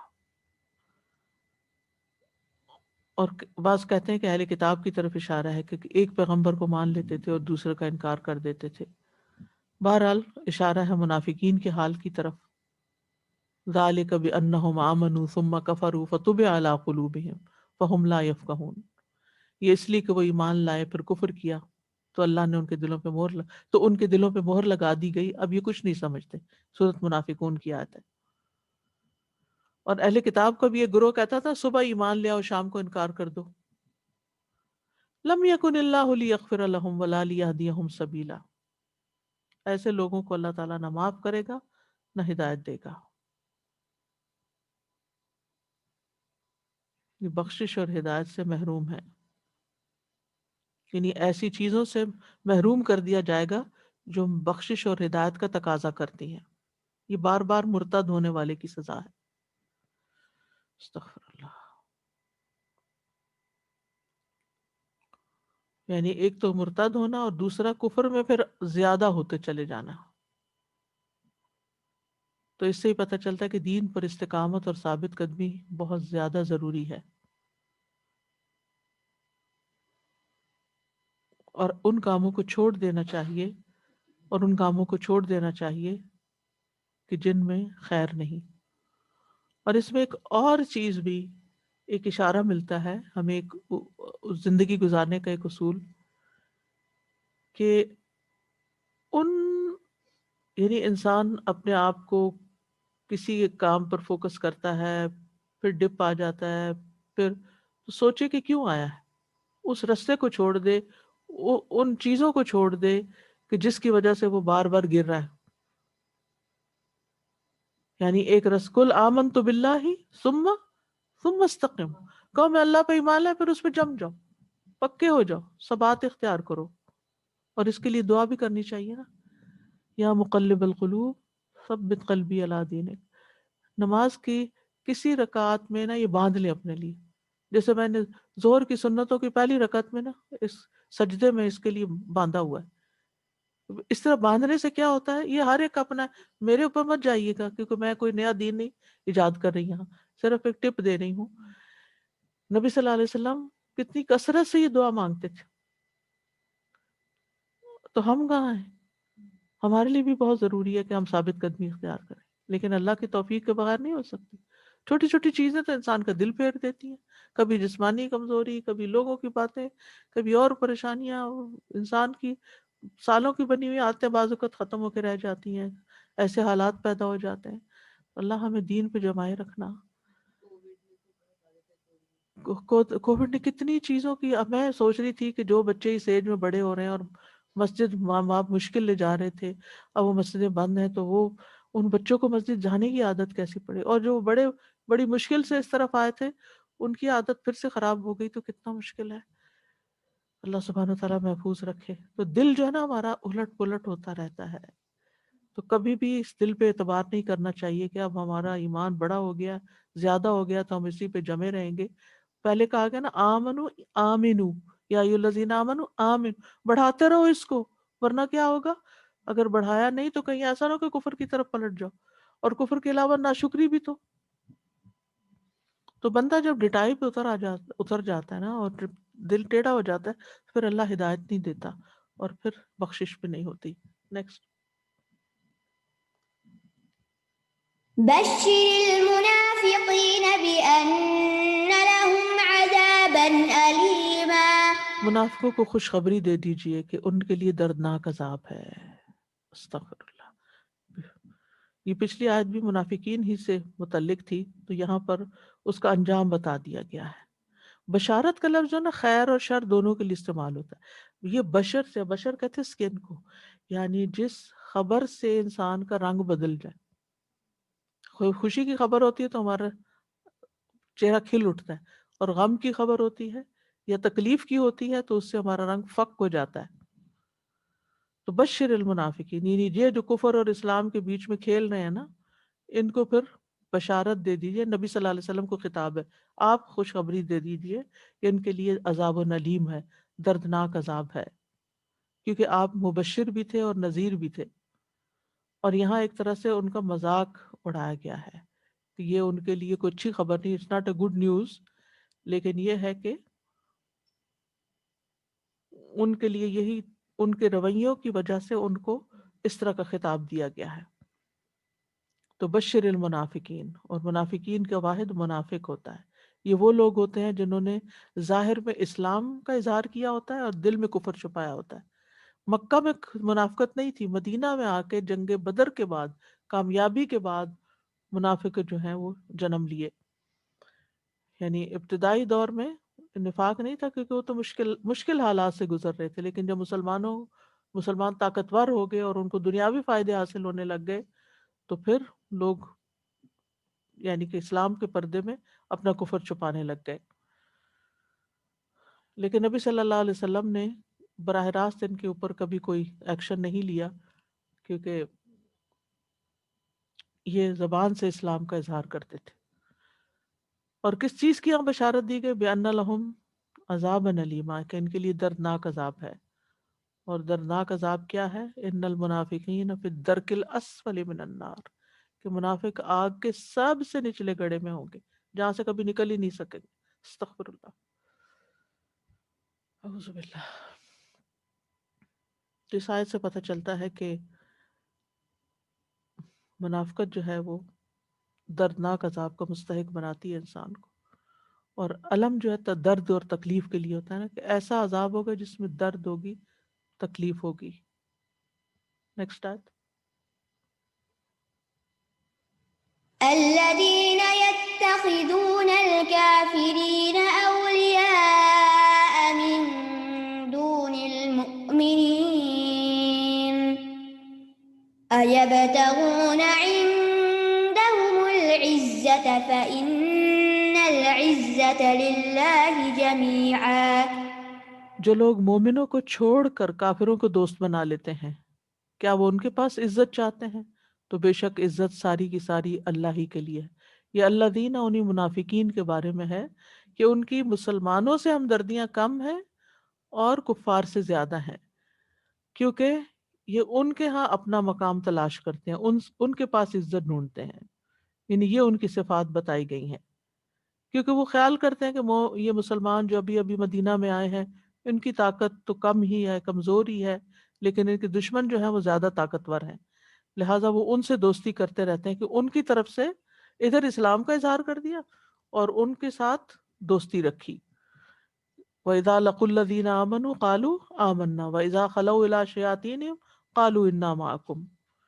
اور ویسے بھی دنیاوی فائدوں کے لیے أَيَبْتَغُونَ عِندَهُمُ الْعِزَّةَ، کیا یہ وہاں عزت چاہتے ہیں؟ وہاں یعنی منافقین جو ہیں وہ کفار سے عزت طلب کر رہے ہیں، یعنی جس بدگمانی کا وہ شکار تھے کہ مسلمان کمزور ہیں تو یہاں سے کیا ہمیں ملے گا، وہاں جاتے ہیں جہاں سے ہمیں کچھ حاصل ہو، تو انہیں بتا دیے گا فَإِنَّ الْعِزَّةَ لِلَّهِ جَمِيعًا، کہ عزت تو ساری کی ساری اللہ ہی کے لیے ہے۔ جیسے سورۃ منافقون میں بھی آتا ہے وَلِلَّهِ الْعِزَّةُ وَلِرَسُولِهِ وَلِلْمُؤْمِنِينَ۔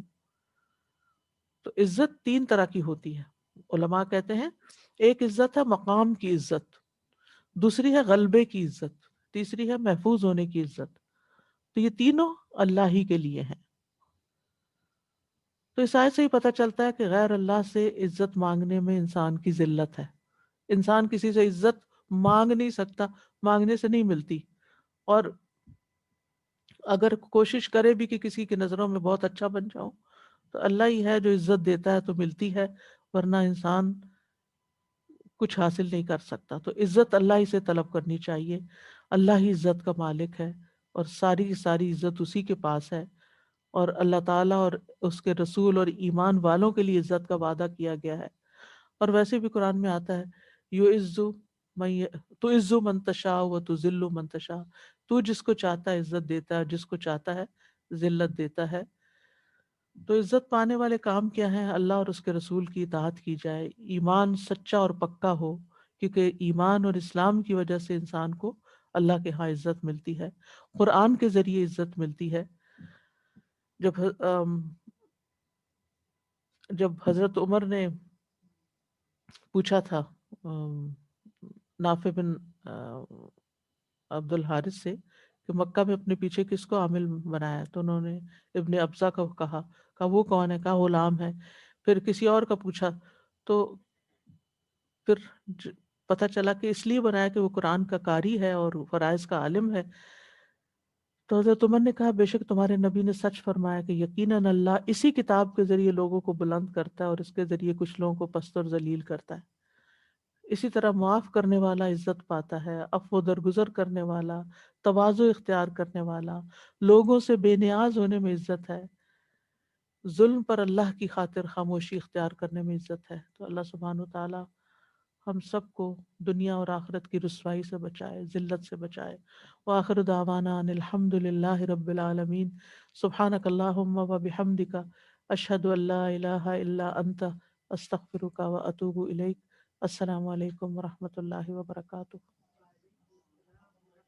اللهم صل على محمد وعلى آل محمد كما صليت على إبراهيم اللهم صل على محمد وعلى آل محمد كما صليت على إبراهيم وعلى آل إبراهيم إنك حميد مجيد اللهم بارك على محمد وعلى آل محمد كما باركت على إبراهيم وعلى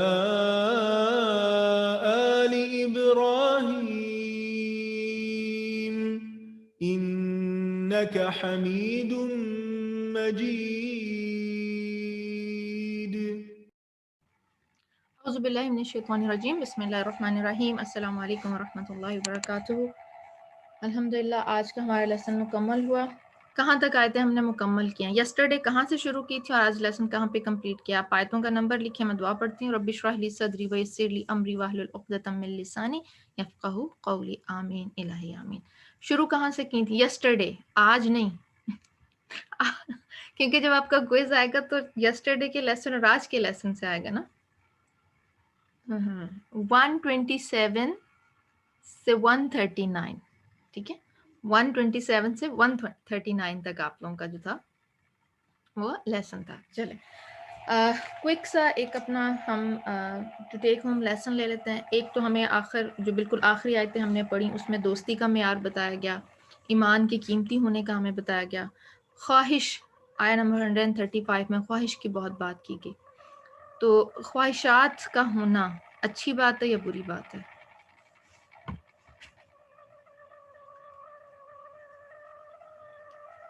اٹ ڈیپینڈس.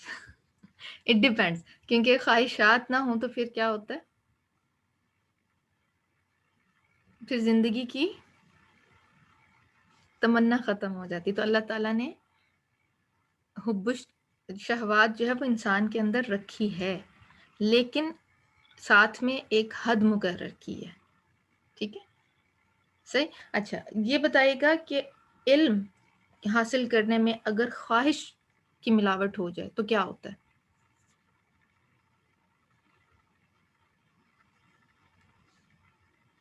جیسے معاویہ رضی تکبر آ جاتا ہے. زہد میں اگر ملاوٹ آ جائے تو زہد میں آ جائے تو ریاکاری کی طرف لے جاتا ہے. تقسیم میں اگر آ جائے تو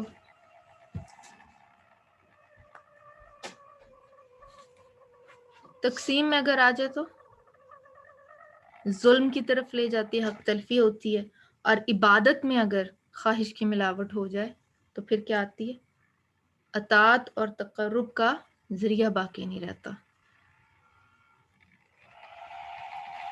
شرک تو نہیں، لیکن یہ کہ اطاعت اور تقرب اس طرح، جیسے مثال کے طور پہ فجر کی نماز کے ٹائم اگر نیند کی خواہش غلبہ آ رہی ہے تو پھر اللہ تعالیٰ کی اطاعت میں تو نہیں اٹھیں گے، ہے نا.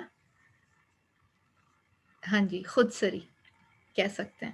تو وہ پھر کیا ہوتا ہے کہ جیسے عبادت پھر نا، جیسے اب آپ نے اپنے آپ کو ایک گیون ٹاسک دیا ہے کہ آپ قرآن کا کچھ حصہ سو اینڈ سو پڑھیں گی.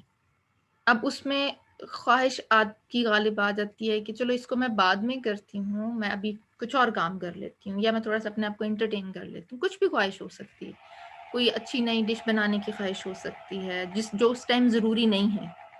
ٹھیک ہے، تو اب کیا ہوگا، وہ آپ کا ہو سکتا ہے پورے دن میں دوبارہ وہ آپ کو لمحہ نہ ملے اس کو قرآن کو گریب کرنے کا، پڑھنے کا اور اپنا اس لیسن میک اپ کرنے کا. اور ایسا بہت دفعہ ہوتا ہے ہمارے ساتھ.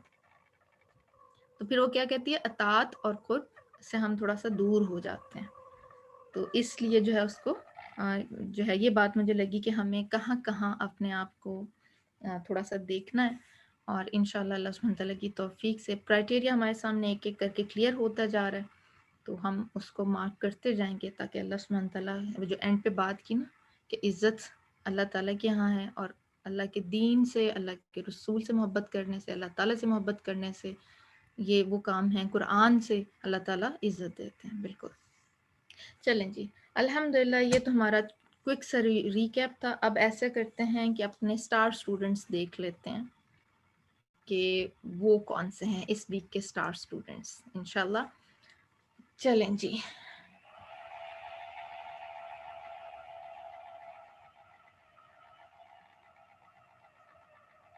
جی یہ دیکھنا چاہیے ہمیں کہ ہم کیا مس کر رہے ہیں اور اس کے پیچھے ریزن کیا ہے، تو اس پہ غور کرتے جانا ہے آپ نے. چلیں جی، ہمارے سٹار سٹوڈنٹس ہیں سورہ النساء کوئز نمبر 10 کے سسٹر جمیلہ بے لگام، رخسانہ یوسف، عالیہ اظہر، صبا مشتاق، سائمہ ادریس، نعیمہ کاشف، نادیہ عثمان، اور بھی ہیں. آپ مجھے ایک سیکنڈ دیجیے گا، یہ دوبارہ سلائیڈ آتی تو میں پڑھتی ہوں. سلوہ شیخہ، فریدہ احمد اینڈ سمیتا علی. یہ ماشاءاللہ وہ اسٹوڈنٹ ہیں جنہوں نے اپنی ڈیڈ لائن سے، جو ایک پہلے کا ٹائم ہوتا ہے نا، جو اسٹار اسٹوڈنٹ بننے کے لیے ایک ٹائم ہوتا ہے، اس کے اندر انہوں نے کوشش کی اپنے آپ کو اکوموڈیٹ کیا اور انہوں نے پہلے کوئز لے لیا. اچھا ایک اور چھوٹی سی بات آپ لوگوں سے کہنی تھی.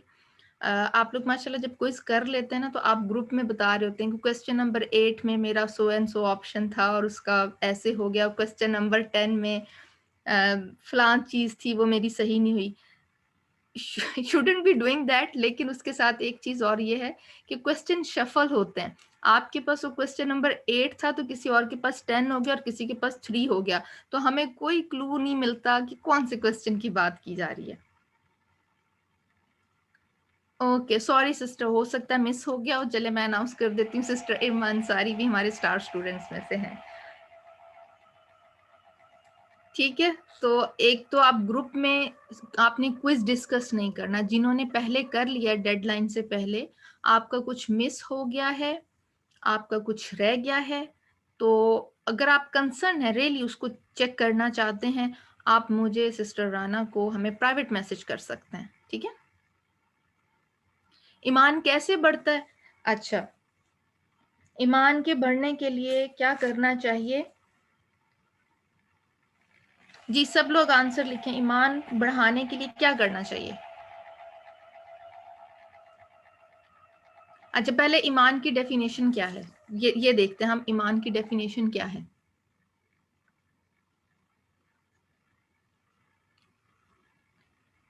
دل میں کیا ہے؟ تصدیق, زبان سے اقرار اور عمل بالجوارح. ٹھیک ہے, یہ ہمارا یہ آ جاتا ہے ایمان. اچھا اب ایمان کے جو جیسے ایمان کے 6 ارکان ہیں, صحیح, یہ ہمارا ہو گیا ان 6 ارکان کو ماننا. وہ جو میں نے لاسٹ ٹائم بھی آپ کو کہا تھا کہ ہم جب چھوٹے تھے تو ایمان مفصل اور ایمان مجمل یاد کرتے تھے, کیا آمنت باللہ و ملائکتی و کتبی و رسولی پڑھتے تھے نا, یہ یوم آخرت, قدر پیشہ بری ہے یا اچھی تقدیر پہ ہے. ٹھیک ہے. اچھا اب ان سب پہ جب آپ ایمان لے آتے ہیں تو ہر فیکٹر پہ ورک کرنے کی ضرورت ہوتی ہے ایمان بڑھانے کے لیے. آپ قرآن پاک پڑھیں گے, آپ اس کو سمجھیں گے, اس پہ تدبر کریں گے, غور و فکر بڑھے گا, تو کتب پہ ایمان بڑھے گا آپ کا, جو اللہ تعالیٰ کی کتابیں ہیں. آپ کائنات پہ غور و فکر کریں گے, اللہ کی اسماء و صفات کو جانیں گے, اللہ کی معرفت حاصل کریں گے, ایمان باللہ انکریز ہوگا. آپ قصص الانبیاء پڑھیں گے, نبیوں کی جو ہم تک دین پہنچانا, انہوں نے جو مشقتیں اٹھائیں, انہوں نے جس طرح صبر اور ہمت استقامت کے ساتھ, عزم اور ارادے کے ساتھ اللہ کا پیغام ہم تک پہنچایا, تو ایمان بالرسل جو ہے وہ اسٹرانگ ہوگا. پھر فرشتے اللہ تعالیٰ کی جو مخلوق ہیں, جن کو اللہ تعالیٰ نے اختیار نہیں دیا, جو حکم دیے جاتے ہیں وہ کرتے ہیں, اور کائنات کے انتظام و انسرام نے اللہ تعالیٰ نے جو ان کو ڈیوٹی کرنے کو دی ہے وہ اس کو پورا کرتے ہیں اور اللہ کی اطاعت میں جھکے پڑے ہیں. اس سے کیا ہوتا ہے, ایمان جو بالملائکہ ہے وہ انکریز ہوتا ہے. ٹھیک ہے. اسی طرح پہ جب ہم اچھی بری تقدیر کو مان لیتے ہیں اور اس پہ راضی برضا ہو جاتے ہیں تو ہم اللہ کے ہر فیصلے کو مان رہے ہوتے ہیں, تو انڈائریکٹلی ہر چیز اس کے انڈر آ جاتی ہے. اس سے کیا ہوتا ہے, ایک اللہ پہ توکل اور بھروسہ ہمارا بڑھ جاتا ہے جب ہم اچھی بری تقدیر کو مان لیتے ہیں. ٹھیک ہے. تو یہ سارے فیکٹرز جو ہوتے ہیں وہ ایمان کو بڑھانے کا کام کرتے ہیں. اچھا اب جب ہم اللہ کی معرفت حاصل کر لیتے ہیں تو پھر جب ہم کسی کو جان لیتے ہیں تو پھر ہم یہ کوشش کرتے ہیں نا کہ ہم اس کو پلیز کر سکیں, اس کو خوش کر سکیں, پھر ہم وہ والے کام کرتے ہیں. اب اللہ کو راضی کرنے والے کام کون سے ہیں؟ عبادت میں جو ہے اخلاص کرنا, جو بھی کام کر رہے ہیں اللہ کے لیے کرنا, لوجہ اللہ. دنیا کا کوئی بھی کام ہے اس میں نیت یہ رکھی جائے کہ اس کے ذریعے ہم نے آخرت کمانی ہے. مثال کے طور پہ کسی کی مدد کر رہے ہیں آپ, تو یہ نہ رکھیں کہ وہ میری تعریف کرے گا یا لوگ میری تعریف کریں گے یا میں لوگوں کی نظروں میں اچھی بن جاؤں گی. نہیں, میں اللہ کے لیے کر رہی ہوں اور اللہ تعالیٰ اس کا مجھے انعام دیں گے. جی فالو سنت اینڈ صحابہ کا جو رستہ ہے بالکل وہی کریں. تو انشاءاللہ یہ مطلب چھوٹے چھوٹے کام ہوتے ہیں, اور سب سے زیادہ ضروری چیز کیا اس میں اخلاص ہے. اور ایمان گھٹتا بڑھتا رہتا ہے, تو وہ پھر آپ جو ہے اس کو ڈفرینٹ چیزوں سے اس کو انکریز کرتے رہتے ہیں. آئی ہوپ کہ آپ کا آنسر آ گیا ہوگا. چلیں کنکلوڈ کریں یا کچھ اور ہے پوچھنے کو؟ کوئی کوشچن ہے آپ کے پاس؟ چلیں یہیں پہ ہم کنکلوڈ کرتے ہیں. انشاءاللہ اگلے ہفتے آپ سے ملاقات ہوگی. جزاکم اللہ خیرا کثیرا, بارک اللہ فیکم, سبحانک اللہم و بحمدک, اشہد ان لا الہ الا انت, استغفرک و اتوب الیک.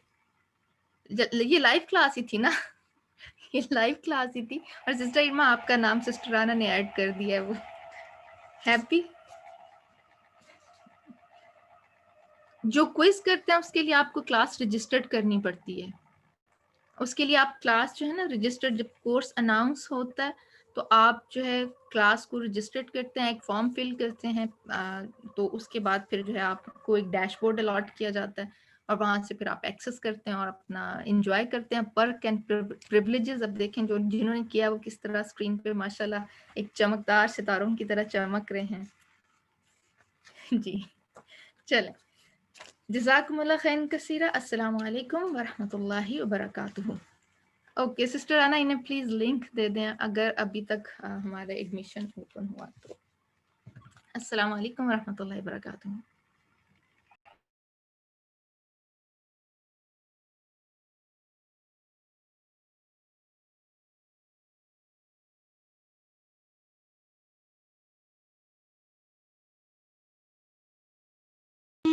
صل على محمد وعلى آل محمد كما صليت على إبراهيم وعلى آل إبراهيم إنك حميد مجيد. اللهم بارك على محمد وعلى آل محمد كما باركت على إبراهيم وعلى آل إبراهيم إنك حميد مجيد. اللهم صل على محمد وعلى آل محمد. اللهم صل على محمد وعلى آل محمد. اللهم صل على محمد وعلى آل محمد. السلام علیکم ورحمۃ اللہ وبرکاتہ.